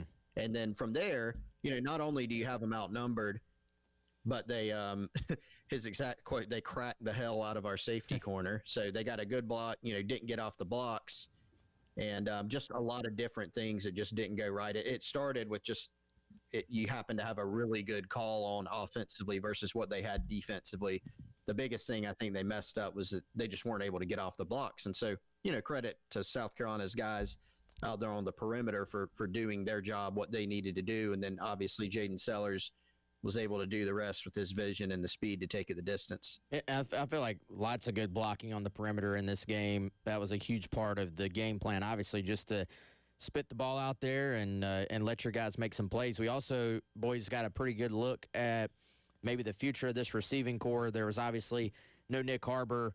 Vandrevius didn't have a big game, but you saw Jaden Sellers continues to come on. I think he's already outplayed the ranking that was put on him coming in. Then, of course, Donovan Murph, first career touchdown pass, had a pretty good day. You saw Brian Rowe make a couple of plays, and just overall, I think we've seen that trio out of the freshman receivers really kind of emerge all season long, but we're continuing to see those guys develop, and I think all 3 have really a big future here. To me, when you kind of start to look to the future and look to next year, you might say, there's a lot of positions that need portal help, and there may be, but there's also really a lot of positions where you look at it and you say, man, there's some good young talent at that position. Maybe they weren't quite ready to be straight-up difference makers this year, but what will they be with another year in the system, another year getting better, another year in the off-season workout, strength and conditioning program? So I think that's kind of one of the reasons I think you can maybe have hope for next year if you can put the right pieces around these guys, is that there are some positions on this roster that are in maybe better shape for the future than they were for the present. Well, the person in charge of that development, of course, is Mike Furry, who is now the offensive play caller, at least in the interim to close out the year. What did Shane Beamer think of Furry's performance on Saturday? We'll hear from him coming up next. As we head into this break, though, men's basketball did drop 2 games over the weekend in the Greenbrier tip-off, but they are back in action coming up on Black Friday at 4 o'clock over at Colonial Life Arena. And I have 2 family 4-packs of tickets right now for callers number 4 and 5 at 803-404-6100. Again, 2 family 4-pack tickets for callers number 4 and 5 right now at 803-404-6100 to go see Lamont Pierce's team as they return home coming up on Friday. It is the Gamecocks Central Takeover Hour presented by Firehouse Subs on your Reaction Monday here on The Game.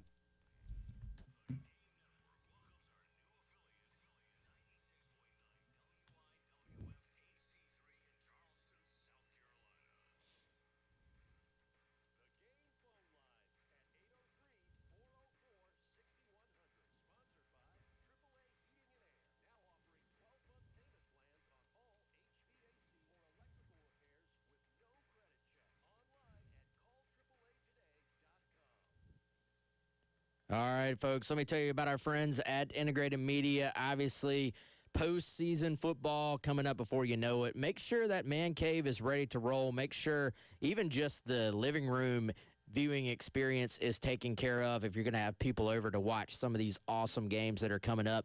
Again, hit up our friends at Integrated Media. What I do is I go to integratedmediainc.com where you can get a lot more information, or maybe you're already ready to make the jump. Call them 803-948-8327. They've been to homes all around the Midlands. They've been to Chris's. They've been to mine. Let them come to yours as well. And whatever you've been dreaming up for that man cave, for that surround sound system, for the TV on the wall, let them know about it. Great Christmas present to give yourself. And whatever you dream up, they're going to turn it into reality. Also, while they're at it, they can upgrade your security and cameras at your house, too, and have it all integrated running off of a tablet. Again, integratedmediainc.com.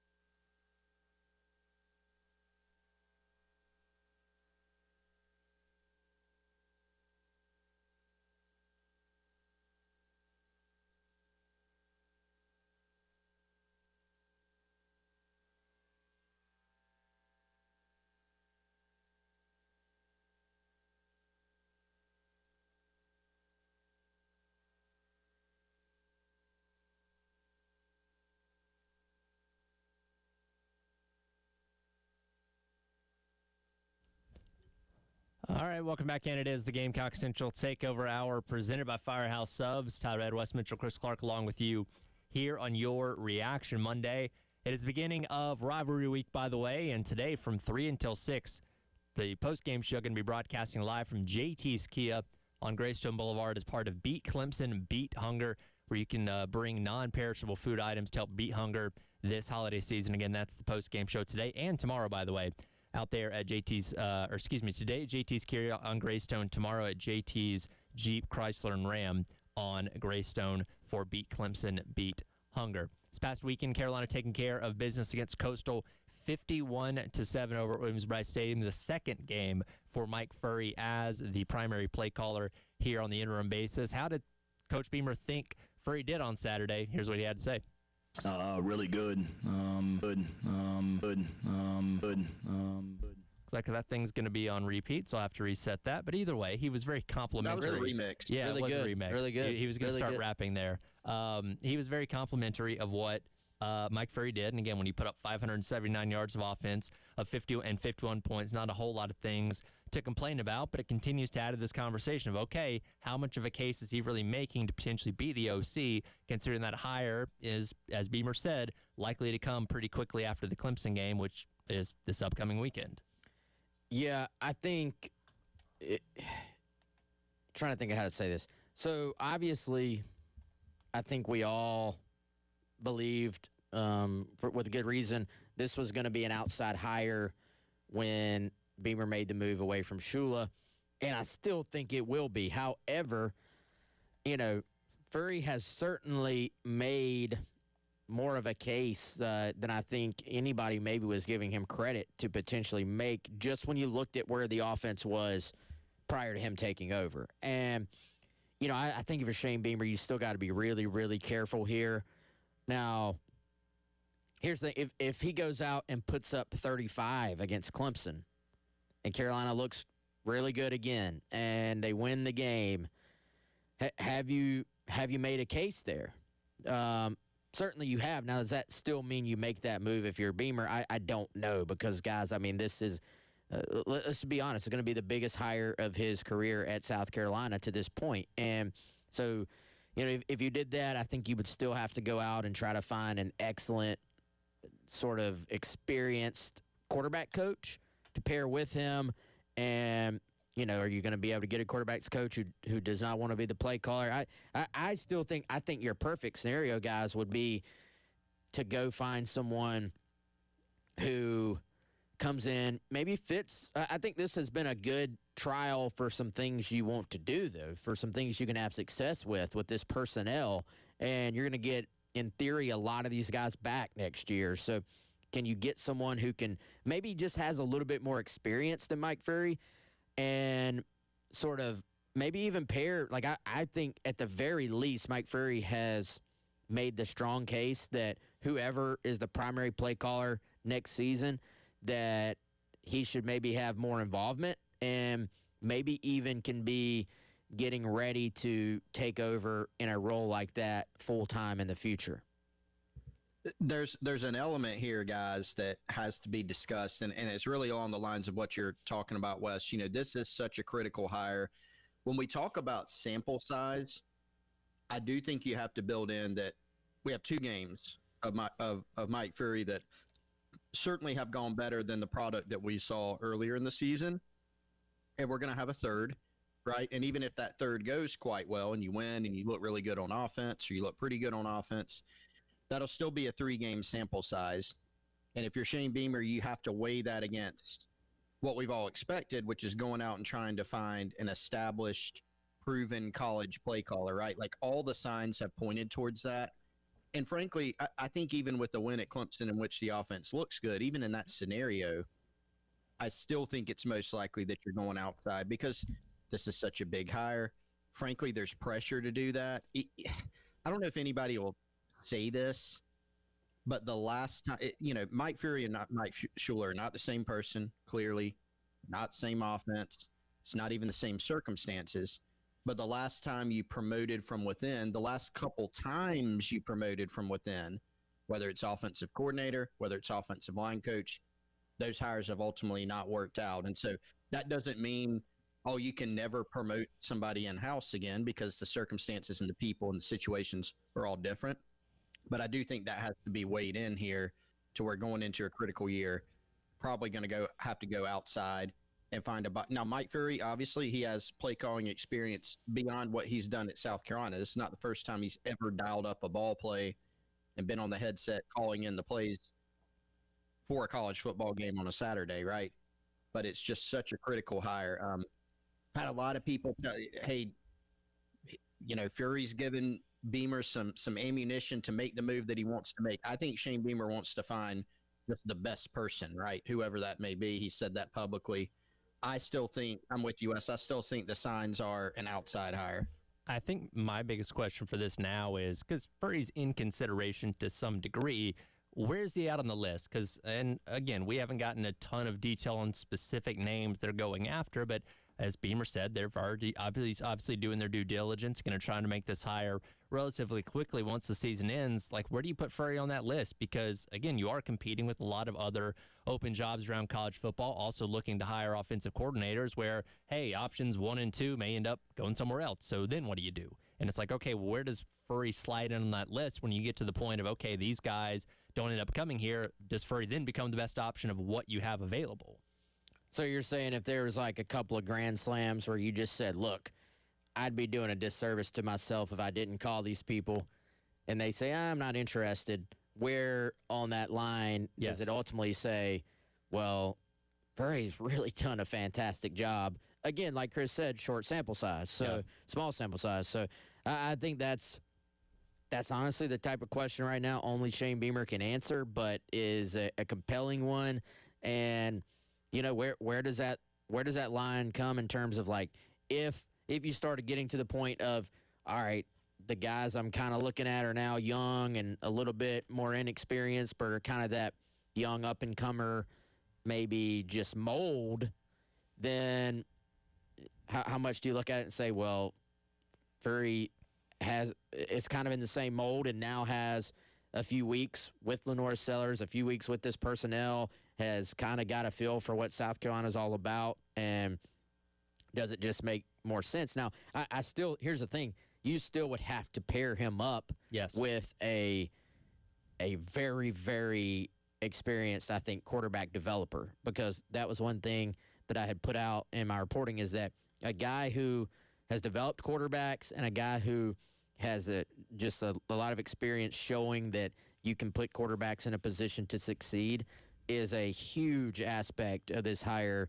in terms of what Beamer covets and what he's looking for. So how does all that play? Now you can get creative with this thing too, man. And I think at the very least Furry has, like, shown you enough where I want this guy on the coaching staff for the foreseeable future, and I think you want him to have some say. Now, whoever you bring in, you need for them to sort of, I guess, match up with Furry for to a sense, and kind of for their personalities to match, and for there to be some sort of meshing elements in terms of their approach to things. Yeah, and that's the thing we have to remember too, is Furry still very likely is going to be a part of this staff next year, whether he's calling plays or just going back to being the wide receivers coach. As we've seen, he's done a good job, especially with these young guys that we saw really show out on Saturday. So it isn't like he's going to be here, he's not going to be here, unless he wants to go take a job somewhere else. Like, he's still going to be on your staff.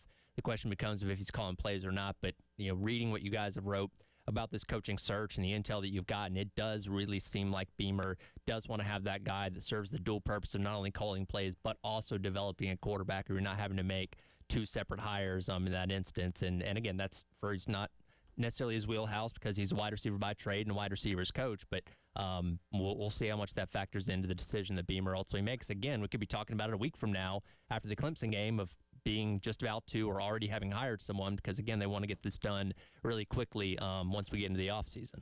Yeah, I think they want to move quick. I think it would have to be the perfect scenario for us to get an immediate hire, because, at last check, maybe a week or so ago, it was still very much in the early stages, I think, of this thing. And you got to remember, the Wednesday after the Clemson game is National Signing Day. Yes. So a huge part of what you're going to be doing in those handful of days right there are going to be to be out, like, making sure, not to be out because you can't go visit players, but you're going to be on the phone. You're going to be trying to make sure that all the finishing touches are put on this class.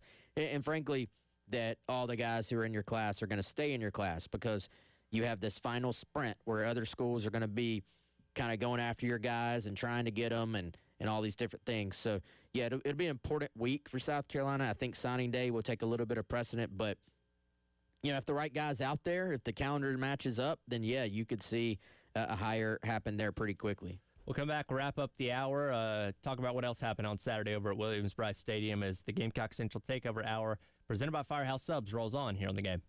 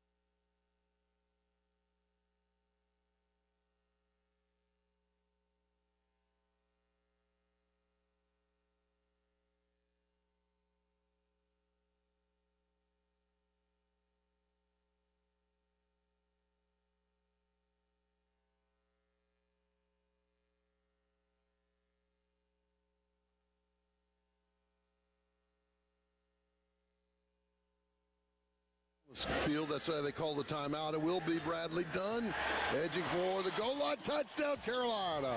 Touchdown, Bradley Dunn, the senior of all seniors, is absolutely thrilled to get a touchdown here on senior night, and almost three-quarters of the team's coming out to celebrate with him in that south end zone. He is pumped up, the second TD of his career, and Bradley helped us take it to 50. It's 50-7 with the extra point upcoming.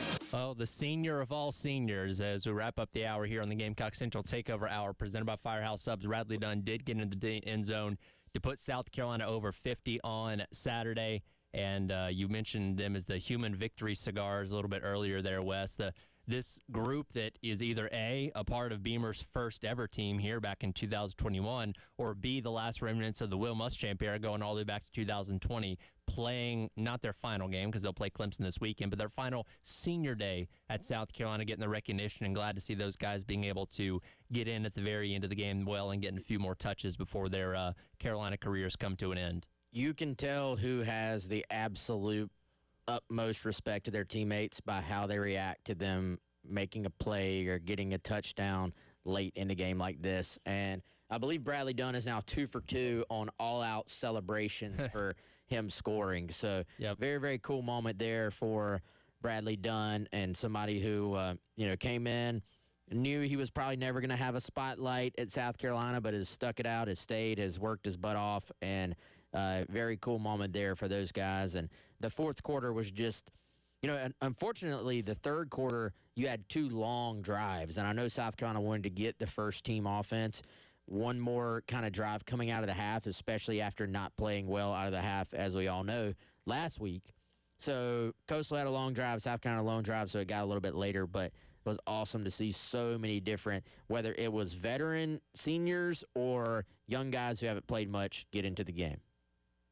Yeah, I mean, we talk about Luke Doty a lot and kind of poke fun at it. Bradley Dunn's in the same category, guys. 2020 class.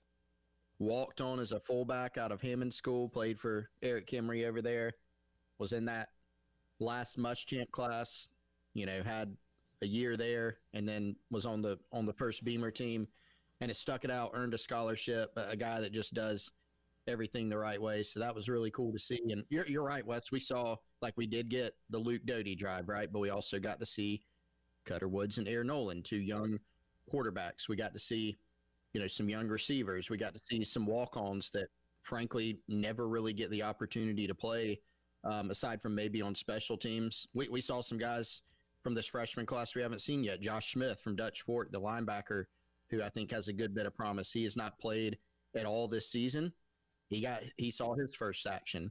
Bunch of guys on the offensive line, the defensive line. So that was really cool to see. In an ideal world, this is the type of game you love to get those opportunities as early as possible for those guys, and they were able to do it because of the work they put in earlier in the game. So that was great to see. Well, and obviously you're not going to have a bowl game to prepare for and have those extra practices and stuff coming up in the month of December. So that is your opportunity to get a little bit of a glimpse of what's going to be happening in the future. And again, you got a lot of guys that are going to have decisions on staying or going. Guys are going to decide to transfer or stay and all that kind of stuff to figure out what your 2026 roster is going to look like. But yeah, anytime you can get in, and unfortunately you haven't had as many opportunities this year to do that, anytime you can get an opportunity to get some of those younger guys in, get some reps and start figuring things out for the next season is always good.